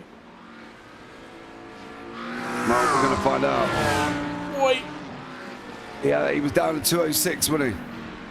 Yeah, so he's got to find about 6 seconds on this lap. And he's still, you can just see it, the car doesn't want to turn, the car wants to turn too much, and they see Eli Donaldson just ahead of him who's struggling to get the power down. That guy's on wets! It's still not over.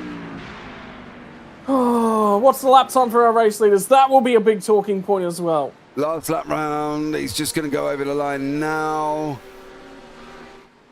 1:54. 1:54.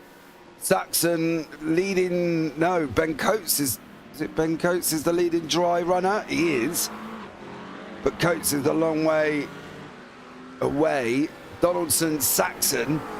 So it's going to be these three. Where are they going to be on their times now? 1:54. Alfonso Latella's just had a massive moment by the looks of it.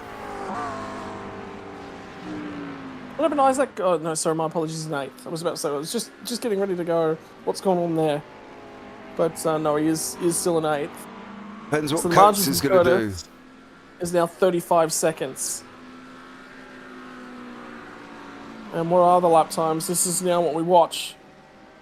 Brad Coates 2:04.2, so he only improved by about 2 seconds on that lap, and there was no improvement from Jamie Saxon. But the sun is coming out. The track temperature is starting to come back up again, which means the water is boiling out of it. It was 14 before the safety car. It's now 16.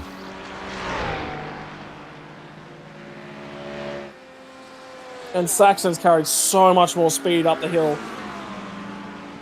So it is tight in terms of pit lane transition time right now.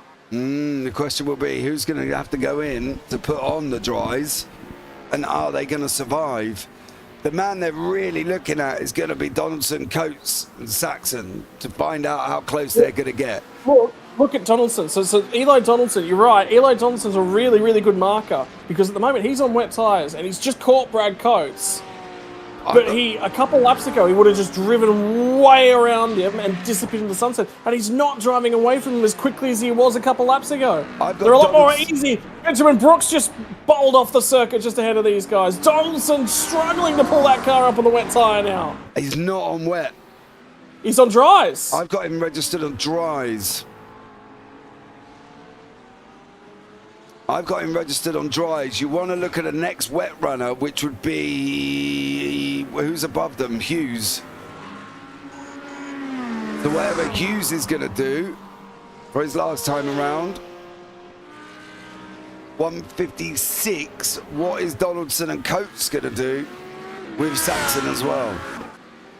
Ben Brooks hard in the barrier.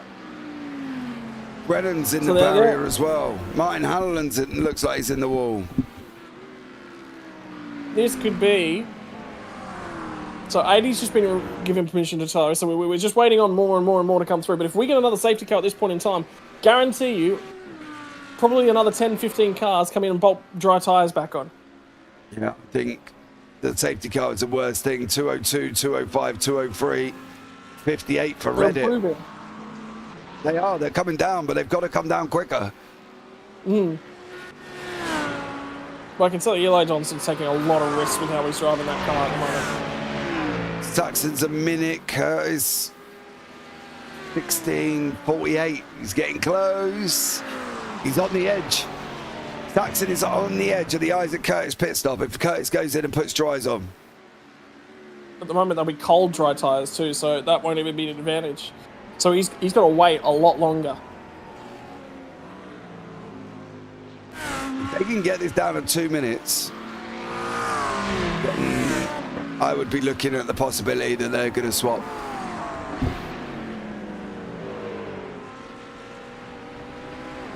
Brooke is in, is jumped to the pits. Hanlon's still out there. Another spinner in the back. That looked like poor old Dean Reddit in his Lambo. He's still racing. I think he's still going, isn't he? Yeah, it was Dean Reddit. The lap times of Dean Mackay and Rain Campbell are starting to degrade. Remember how they were running 54s a few moments ago? They're starting to fall out to the 55s. Yeah. I reckon this lap time coming up here from Donaldson might be down under a 2 minute. If he can get into around the 56s, that's where the dry tyre will start to shoot off. Because the wet tyres are about to start cooking. But they're the safer tyre to be on, JP. But this is the thing, there's no standing water. There's not, but there's still the safer tyre to be on. Yeah, they are, you're right. Grip. But it shouldn't be that way. Because there's no standing water there. You've got a damp track, which is fine, but you haven't got a standing water puddle on it. Donaldson at 1:59.811. He's just broken the 2 minutes. Last time out for Jacob Hughes, who's on wets, was at 1:57.57. Isaac Curtis 57. Saxon just nearly in the 2 minutes, 2:01. Oh, dearie me, this is going to get spicier than a Vindaloo at Curry House.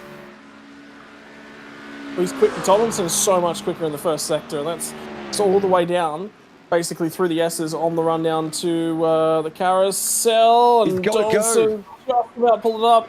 Yeah, absolutely. Saxon's got to go. You're right. It's got to go round Coates. Coates is holding him up. No offence. Brad, but you are. He was literally 1.5 seconds quicker than him on the last lap. I can tell you, Donaldson's starting to take time out of Jacob Hughes now.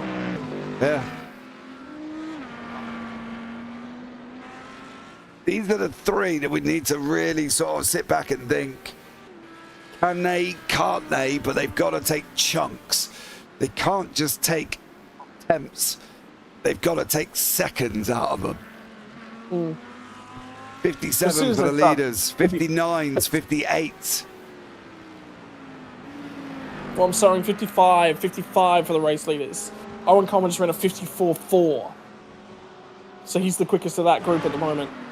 Hughes just run a 57. We've still got 20 minutes. That's the thing, there's still loads of time left for them. Well, here's the thing. If everyone's made their final pit stop, let's just say fuel equation, right? And I don't think they have, because Dean Mackay pit on lap 29. And Richard Mayer just called for a tow as well. So there's another cat amongst the pigeons. Oh my God, we could still end up here with another safety car. Burhop's gone off again. Somebody's facing the wrong way. That was Richard Mayer. Thompson's off as well. Burhop's there. Thompson's already facing the wrong way, so that's never good. How did you end up getting there? Oh, he's just going to come round on that car. Too much. Lipsky's had an incident as well. Here's Richard Mayer. This was all on his own.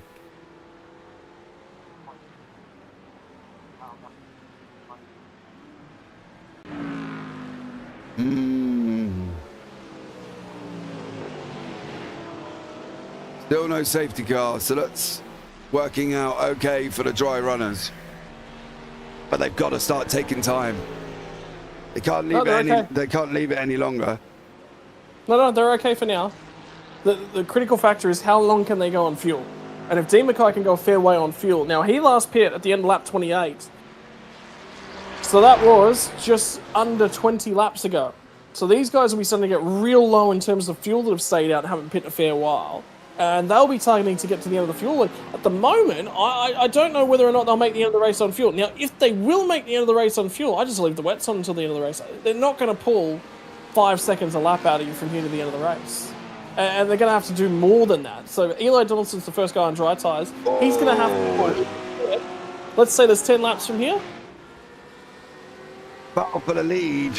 Rain Campbell has taken the lead over Mackay. No, you are right. It's whether or not... It comes down to whether or not a pit stop's needed. If the pit stop's needed, they're in trouble. The thing is just whether or not the tyres are going to dry out quick enough. Because they're all in the 159s now, the wet runners. Dry runners are now out in the 58s. Well, the leaders are still kicking around in the 54s, 54, 55s. So Yeah, it's still pulling time by about 3 seconds a lap. It's still pulling time in the wet tyres. But the difference is, JP, the big difference is the guys that are on the dry tyres have done their final stop. They've got more than enough fuel in the tank. I don't think the guys that are on the wet tyres have put enough fuel in the tank. They may not make the end of the race here. They're going to be real tight on fuel. And if they're going to carry on battling as well, they're going to lose time. 54, 56, 54. Best time 42. Oh, Donaldson's gone. That'll solve that one. Donaldson's in the barrier quite hard now. Harrick looks like he might have had a moment at the same time. Saxon's been off the side of the circuit. And was that in conjunction with... Problem. No, it's not. It's a different, separate incident. Jamie Saxon's gone off at the same spot, though. Donaldson's up there. Oh, yep. Same thing. Well, guarantee that was probably the same thing. Exactly the same thing. The rubber's laid down on the left-hand side of the road. You just can't put the car on the rubber yet. There's still water sitting on the rubber.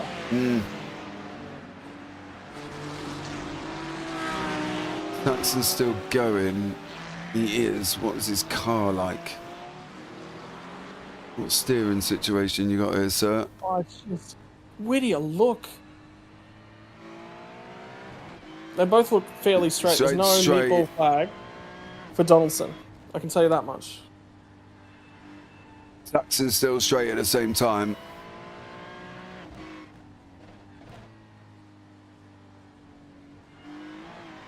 Oh. Yay.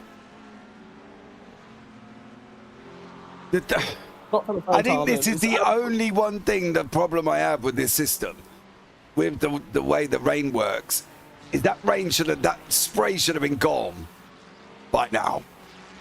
We're well above 20 degrees. The wet runner's been running around for ages on the wet tyres. That spray will not be as much as that it should be. I think there would be a visual dry line, and I think there would be an easier line for these dry runners to be running on. Well, it's still, the thing is, you've still got to be running the wet line right now because the rubber, again, you've got to stay off the rubber. But there would be an automatic dry line. You would start seeing a drier line. Well, it's tram tracks at the moment. It's effectively what you would be seeing. If you haven't got your tyres specifically on those tram tracks right now, you're going to be going around. The thing for me is, I don't think that rain was enough to soak the track as much as what we've seen now. I think the way that rain came down for that brief period, it come down in a spat, then it went dry, then it come down again, and it came down for a moment, but it wasn't, an elongated period of time. And now it's dry, the sun's out, the wet runners have been running around for ages. They should be, in hindsight, really struggling on what they've got. But this is the crossover problem with the way we talk about the implementation of rain in iRacing. is the fact that by now, those wet people should have had burnt up tyres. And should not be running. Should be not be running. Well, apart from Jamie Saxon's wing. We're missing an incredible battle for the race win at the moment. Well, for the lead, let's debate race win at a different time. At the moment, though, the dry tyre runners has not worked out for them. Is Coleman on dry tyres? Yeah, he's just gone in and taken them. Okay. So he's going to have a crack. And Dean Mackay's coming in. So Dean Mackay just abandoned this strategy. Now the thing for Mackay is, I think these guys are out of fuel. So you can see how he's still left it in 6th gear. He's low on fuel. So this is a forced change. This is not something these guys wanted to do yet. But the dry tyres are they're still a couple seconds away. You got to do 15 minutes on whatever tyre you pick here, and you're just stuck with it.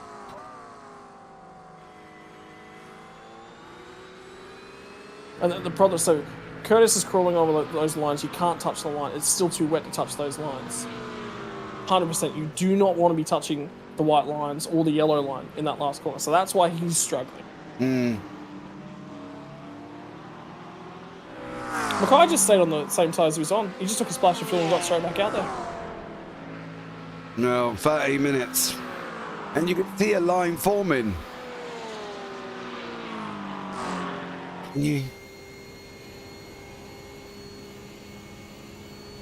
But you've basically got to say that the wet tyre is going to fall off the car for the guys that are still on the wet tyre not to have made an advantage out of it. Sean Benici is 6th. Mr. Texting and Driving is 6th. He is at the moment, yeah. He might be having that whiskey at the end of the race after all. Yeah, he is sitting in 6th place in wets as well. Coleman in 9th on dries. Looks like Foz is in pit lane.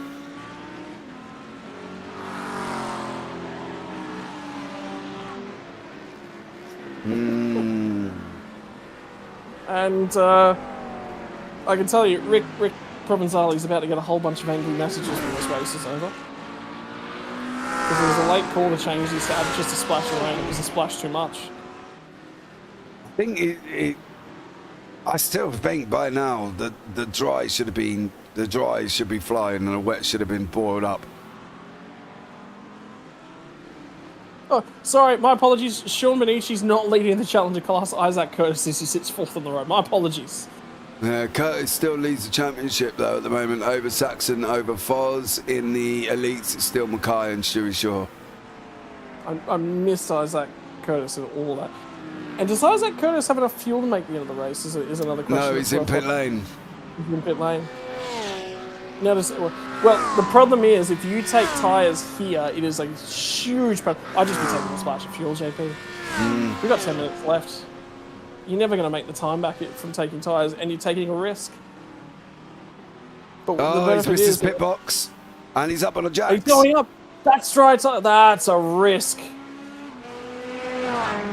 Saxon's got no rear wing on that Ferrari. Curtis is in pit lane, but Curtis has got a long old time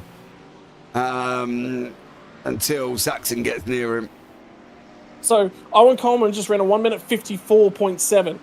He was the fastest car on track that last. Sorry, 1 minute 54.3. Fastest car on track that last lap. It's on the crossover. It is right on the crossover. Right on it. Yeah, because Saxon's coming round now as well. Curtis goes on dries and is out. So at the moment, Curtis is still in front of Mr. Saxon. Saxon's just about to go up the inside. It looks like Mark Foster in that Corvette. On the run down into turn 1, Saxon on the left did gain positions, 157.87. I think that's Fozzie trying to fuel save to get to the end of the race at the moment, and he's still on wet tyres. So next up would be Coates, Donaldson, Reddit would be the next sitting wet. Campbell's in pit lane, so that's going to put Stewie Shaw out in front. Was Rain Campbell here just might take the tyres, because if he's going to be 10 minutes on these, it's going to be a 20-second added stop time. But if he's now 5 seconds a lap faster, even 3 or 4 seconds a lap faster, you'll pass Dean Mackay in the last lap of the race because Dean Mackay is still on the wet tyre. What is Campbell up to? I don't think he took time. I think he took a splash of fuel. He's popped right on board with Dean Mackay, so that's for the lead. And is that James Mason on a dry tyre behind? I'm pretty sure it is. Yeah, that's James Mason on a dry tyre.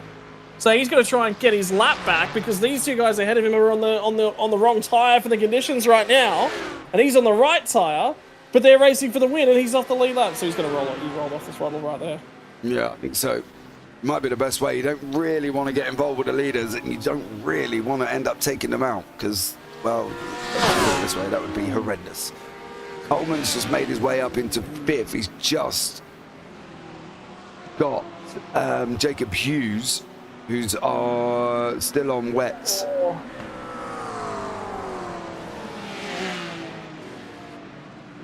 Oh, they both run deep as they head down into the boot. It's contact!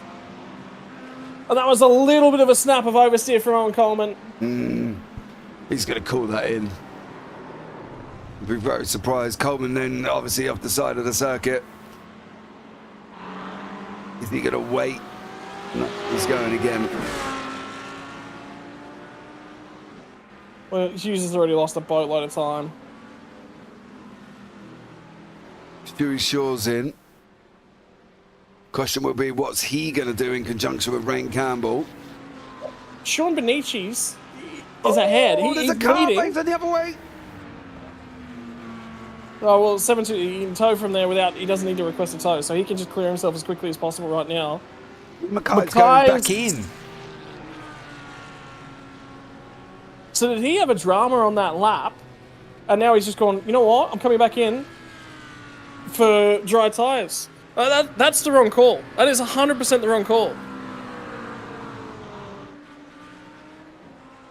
Bonici is in 2nd place.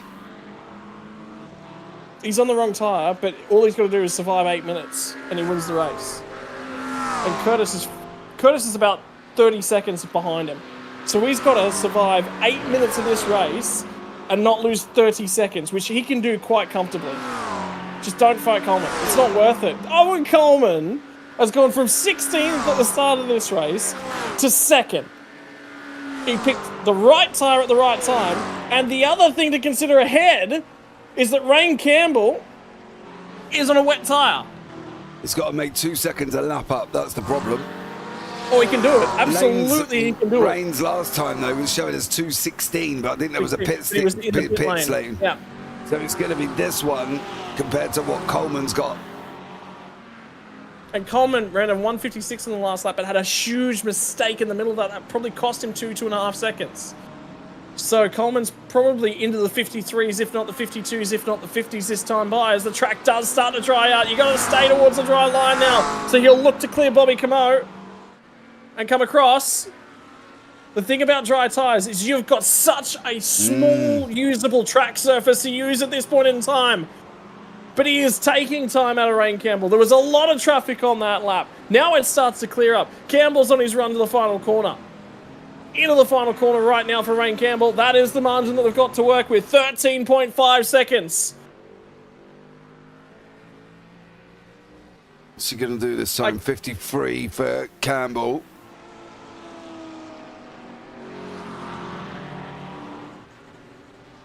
Coleman's got to come in less. He's taking time out of him, but it's not enough. Not at the moment. 52. He only took a second out of him last time round. But again, there was so much traffic. There was so much traffic on that lap. Bonici's a shoo-in. All Sean Bonici's going to do from here is just keep the thing on the island. He wins Challenger. That's literally his only goal. He can underdrive the ever-loving fish out of this car, and he'll be fine. Yeah, he's still got 31 seconds to play with now for Sean Bonici, so he's well in the spot. We've got Jacob Hughes here. Jacob on the right has just lost that position to Ben Woods in the McLaren. Coleman's going to pick up a penalty. I think actually he already has for the incident lap 52. He's picked up 5 seconds to his post-race time. So not only does he have to overhaul what he has, now he has to add another 5 seconds on top of that. And he's only got 5 minutes to get 12 seconds. I think it's too much. I think it's going to be too much for him. I don't think he's going to be able to get there. Well, he basically is hoping that Rain Campbell's tyres just fall off the cliff. And Rain's just been overtaken by lap traffic as well. Wait, what happened to Dean Mackay? Where has he popped back out? He came back in, didn't he? He's down he's in 9th. But he must have done some form of drama because he stayed on the wet tyres. So he mustn't have added enough fuel. And the reason he hasn't added enough fuel is because the pace has come back up. But is Rain Campbell going to be in that same situation? No idea. Could not tell you.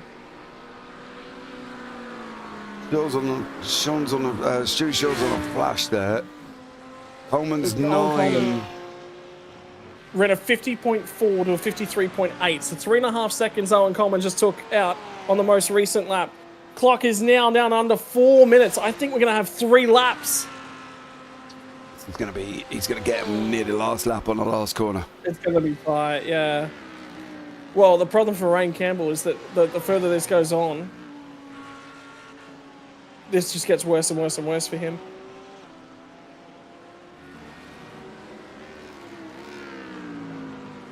Coleman's just got to he's got to get 3 seconds every lap. Well, he's making a huge amount of margin, particularly in the first sector. And at the moment we're watching on board with everyone else, but what's Rain Campbell's car look like? Because it won't be turning, the rear end won't be compliant. Coming down at 8 seconds. Campbell's in there in the Audi. You're not getting... There's going to be two laps from here. Well, it depends what Campbell does, really, doesn't it? He's not going to go... Yeah, you're going to have 1 and 1 more. Coleman 8.7. Bonici's still holding on just. He's got about 30 seconds still in the Challengers. And sitting full overall, mind you, up 21 places for Sean Bonici. Again, just stuck it on the safer tyre and just hung it out there. And that's all he's done, kept it on the island. Campbell 151, Coleman 149.8. So that's not enough. Absolutely not enough. Nope, he needs to get... Campbell's just got to go and fry the living doodies out of these tyres now for the next 2 laps. Brooke Kadai's just got past Sean Bonici. Brooke, another one, up 24 places.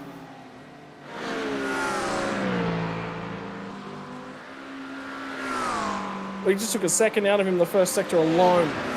He took a second out of him in the first sector alone. Isaac Curtis at the moment has the win. He's still wrapped it up in the Challenger, points. yeah. That's the situation with it at the moment on your bottom right-hand corner.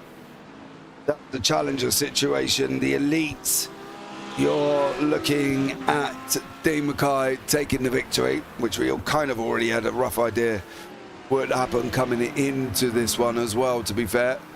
And then you've got the teams where Revolution E-Racing is going to win by 46. Rain Campbell is actually starting to really fall off the cliff in terms of his pace. And Coleman's really turned the wick back up, under now the 1 minute 50 marker. Yeah, but he's got 6 seconds and he's only got 1 more lap to do it. I don't think that's gonna happen. There's no way he's gonna pull 6 seconds over a lap. Unless Campbell has a meteoric moment, which is just up the road, mind you, so Coleman can now see him. I don't think he should get there. Campbell's got to just kind of go for it now and hope for the best that he's going to manage to survive and stay on.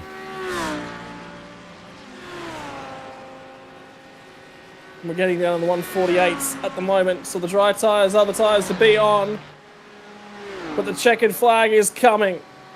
And whilst the rainwater hitting the midpoint at the race, it's all we've seen for the back end of the race. We're on the final lap, the final journey home for Premier Endurance League on behalf of Gaming Gear Direct, on behalf of Sud Speed, on behalf of Print Racer.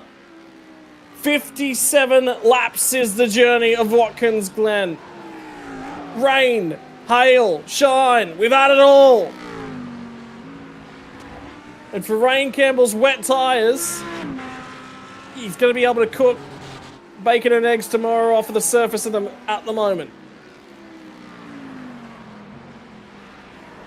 You know, I think he's going to catch him. I think he's going to pass him in the final couple of corners. Martin Hallinan runs it very wide at the final couple of corners as well. Got through, did get clear. But we now just got to keep an eye on Rain Campbell down the road. Can he pull the car up? Can he get it accurately pointed in at the last couple of corners? Coleman runs him down. The margin now down under 3 seconds. Coleman, 5-second post-race penalty hanging over him at the moment. Sits 6 seconds out of Stewie Shaw, which means it won't matter. But in a race where the tyres were falling off, in a race where you had to be on the right tyre at the right time, it turns out the safest call was to stick it on wets. Rain Campbell might be Rainmaster. Final corner, run to the flag, and Coleman falls 1 lap short. Yep, he needed one more. Sean Bonici should come round and wrap up the Challenger class. We've got one more corner. Sean Bonici, 5th overall. Challenger class victor. There we go. The man who can type, drive, and everything else all at the same time is going to come over the line, wraps it up. Sean Bonici, your Challenger winner. Look at that. Love it. But it is going to be Isaac Curtis for the Challenger win. Yeah, championship victory for Isaac Curtis. And that was a race where I'm sure his heart was in his mouth, I reckon, a good 15, 20 times. Because the amount of drama he had today, you could write an absolute epic for the race that he's had. Jamie Saxon's going to fight home with Alan Dawson to the line. And there's nothing in that one. No. The end of that one. Dawson on a wet tyre, Saxon on the dry.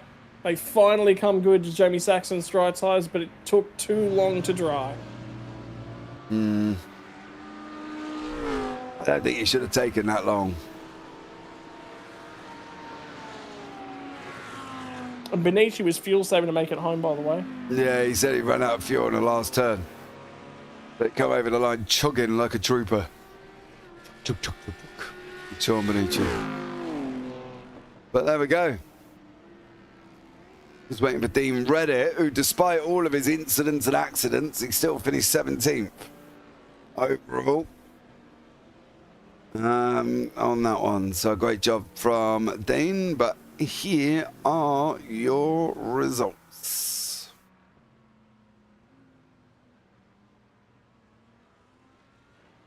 And at the end of that one, Rain Campbell is going to take the race win. On track, the margin was 1.275 seconds. 5-second post-race penalty to Owen Coleman means he will still finish 2nd overall. So he's sure home to round out the podium from Brad Cutter, the first of the Challenger class drivers with a stunning tyre selection. The strategy worked, and there was no room for leeway on the fuel for Sean Benici. He will celebrate that one in style. Ben Woods, Dean Mackay, Jacob Hughes, Isaac Curtis takes the Challenger class championship in 9th spot at the line. Matt Carrick, Brad Coates, Alan Dawson, Jamie Saxon, and Mark Foster. Foster will mix out on the podium by about 16 seconds. 1 spot out on track. Eli Donaldson from James Mason. Donaldson was supreme on those dry tyres. He took a lot of risks, but it just didn't pay off in the end. James Mason, Dean Reddit, and Daniel Magri in 18th.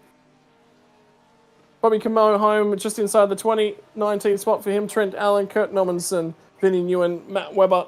This is all the drivers that are outside 1 lap down, by the way, as well. Stefan Mellis home 2 laps down. Adam Boher, Martin Hallinan is the first of the drivers that's home 3 laps down. Matt McKinley, Martin Lipsky was home 4 laps down for the FTS Racing team entry. Nathaniel Coburn, 5 down.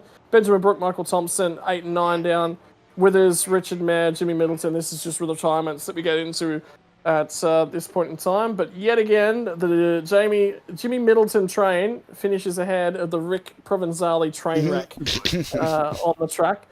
Michael Brennan, Eric Fenton, Andrew Dutch, Latella, Jepson, Provenzali, Ben Jeffrey, Leith McClimate are all of the drivers that took part tonight, but a bulk of those not finishing the race. And that's what happens when the heavens opened up. Yeah, it killed a lot of people, didn't it? I think that was the thing on that one. So it definitely took out a lot of people. So fair play. But we've got a lot of people waiting in the interview room. Scotty, who are you going to take first? I think we've just got to... We've got to grab probably Rain Campbell and have a chat to him, because he took a lot of risks there in terms of the strategy. Yeah, he definitely did. Stayed on the wet tyre, Mr. Rain Campbell, for an extended period of time there. A lot of fuel saving, I think, went on to get yourself home to the line. Everyone else around you pitted, came back out on those dry tyres because it did switch over, but not enough. There was nothing in it in the last couple of laps of that race. Yeah, mate. Had a master strategist in my corner, pretty much said straight away, as we come to sort of getting towards the wet, I've got a strategy. It's a bit aggressive. I think it's going to work. It's up to you if you want to do it. And I said, yeah, let's do it. So yeah, no, pretty lucky for the people in my corner that I wouldn't have won it without Shep being my engineer tonight. So yeah, massive shout out to him. Talk to us about the middle period of that race as well. That was probably, I'm going to go ahead and say that was the trickiest moment of the season, because what's the call? How soon does it dry out? And everyone was just, we had about an each-way bet on half the field. There was so many different cars that were on dry tyres going, it's going to clean up soon, it's going to clean up soon, it's going to clean up soon. How confident were you in the tyre decisions at any stages of that race? Very confident, to be honest. The only phase that we were a little bit iffy about was how quick it was going to dry up at the end. We sort of know that it's going to take quite a while for the tyres for the track to dry compared to obviously get wet. It's a bit of a different scenario. So we sort of timed the fuel that it would be perfect for both stops. So then we were going to be within a range at the end to make a decision on what the track's doing. And we sort of stayed out long enough that it made no sense for us to try and make a gamble on the last stop. We could have just changed to dries, and then it wouldn't have even been sort of a close thing. But we didn't want to risk it that close to the end that you might as well just stay on the wet. Mate, I mean, you just took effectively, I wanted to say, it's a safe strategy. Risky to stay out in the wets, a lot of people would say, but for me, it was just about keeping the car underneath you, and there was only one tyre that allowed for that. Yeah, that's right. The track dried up pretty quick on the last couple of laps. Owen was coming pretty quickly, and then cars around me that were on dries trying to get around me, and lost a bit of time there, but managed to hang on. And then obviously Aldino had a bit of a moment in front of me. So, but no, the pace was. I sort of said to Dylan that if we're on wets, we've got a chance towards the end. If the track stays wet enough, we've got a chance. Dries, not so much. I sort of rocked up and struggled, but yeah, I knew if we were on the wets, we had a chance, and it worked out well. Mate, congratulations on a race win here tonight. Who would you like to thank? Obviously, crew chief, I think, first and foremost among those. Yeah, absolutely. Massive shout out to Blackout OPR, Dylan Shepherd in particular. He ran the comms tonight, set the car, set the strategy.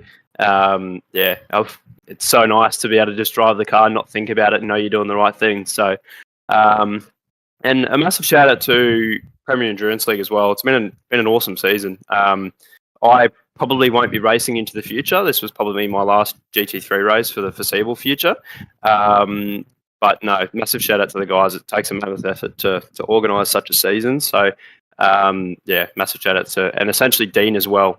Massive congrats to him, first time champion, and Stewie as well for P2. Mate, congratulations. Go and celebrate with the boys. I know you guys are all going to enjoy that one like you wouldn't believe. Yeah, thanks guys. Enjoy the rest of your night. Right, we'll take one step further down from the podium in the elite class. I'm going to be chatting to the driver who tends to out the weather conditions a lot, and I know that he is going to cop flack like you wouldn't believe it from his teammates, because Owen, you were not happy when you saw the weather forecast here tonight. But hey, it worked out for you in the end. Me unhappy? Never. What are you talking about? Lies. Last time out, you were the man that was handing me a setup that catapulted me up the timing sheets. This time out, though, who do you have to thank for making the call about the tyres? That was definitely Jimmy. Yeah, we were all sort of umming and ahhing, and he's just like, nah, switch over to dryers. I'm like, all right.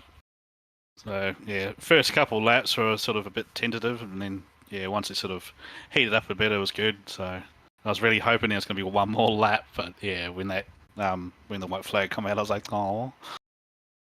Still, on that last lap of the race, took 4 seconds bang on out of race leader. You literally needed to find another second anywhere to have caught and passed him on the racetrack. You knew about the 5-second penalty, though, so I imagine it would have just been about safeguarding that, making sure you come home in P2.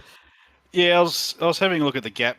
So I think it was Stewie behind me, and yeah, I saw it was a bit over 5 seconds. I was like, all right, we're good, but I made it a bit hard for myself after running a bit wide. It might have been like 4 or 5 laps from the end. Sort of, yeah, made a bit of a mess of one of the corners, but besides that, managed to keep on chugging on. So that was good. It's nice to race in the rain again. Mate, I heard the apology that came out towards Jacob Hughes. I mean, you know, that's the problem is when you're on the dry tyre, it is such a narrow window of the racetrack that you got to use and cross over the slick line, and the rear end just come around. That's racing. It's tough. Obviously not intentional.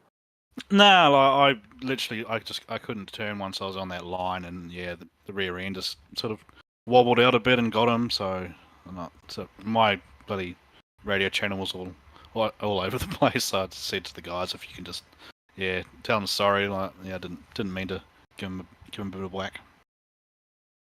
Mate, finally, congratulations on the race result here tonight. Who would you like to give a thank you and a shout out to? Obviously, Gamer Gear Direct for helping the guys put all this all together. You guys up there, you guys are doing awesome. John Scott Motors, Motorsport Hauler, Print Racer, Dash Off Road, another awesome group that come on board. Shout out to Matt, Sudspeed, and just pretty much everyone that jumps in the league and makes it all possible. It's been awesome. Congratulations on the race result here tonight, Owen, and congratulations, buddy. Cheers, guys. All right, we're going to have to kick through these next few interviews as quickly as we possibly can. There's a few drivers to talk to and celebrate with. We're going to chat quickly to our Challenger class winner, Sean Benici. First and foremost, that is your only win thus far in the series, but you were saying to us in YouTube chat earlier on, race win, get a drink. Well, have you poured yourself one out yet? Not yet. I got to wait for the team boss to buy me some. I'm not going to drink my own. I'm going to drink his. Difficult decision in terms of the tyres. Had to pick wet or dry. Stuck with the wets. Right call in the end. Yeah, it was under the safety car with the incident. I was already on wets, like right there, and I had a meatball, so I pit, and I didn't want to lose too much time. And I'm really not that great in the wet, so I stuck with it, and it was just dry enough to where it worked. And luckily, I didn't kill my tires. So,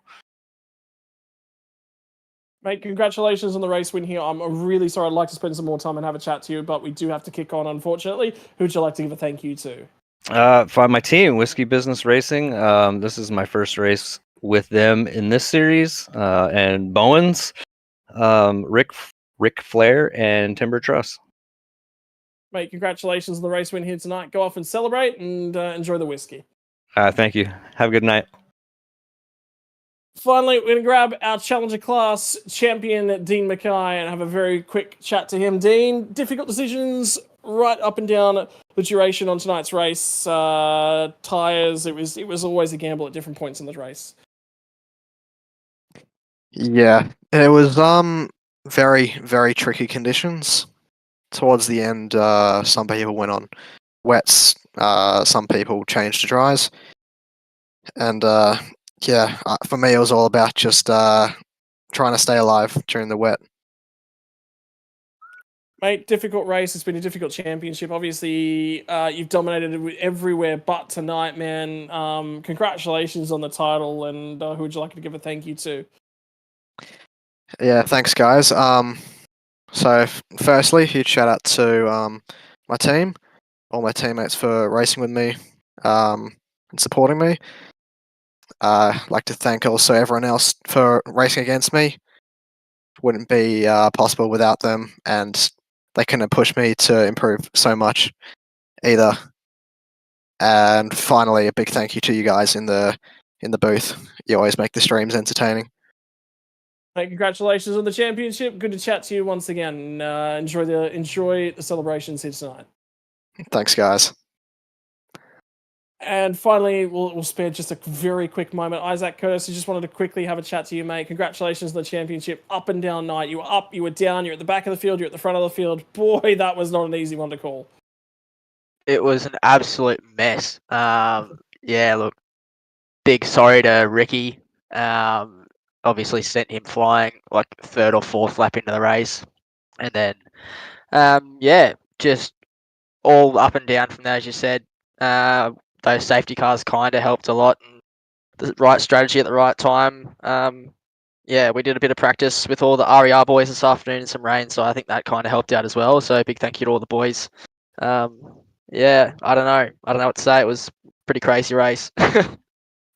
Mate, there'll be a lot of moments to watch up and down the field all throughout the evening. I'm sure you'll be watching that one back, mate. Unfortunately, we do have to kick on, so I'm going to have to cut this one short. Who would you like to give a thank you to for getting it done for you in a championship win?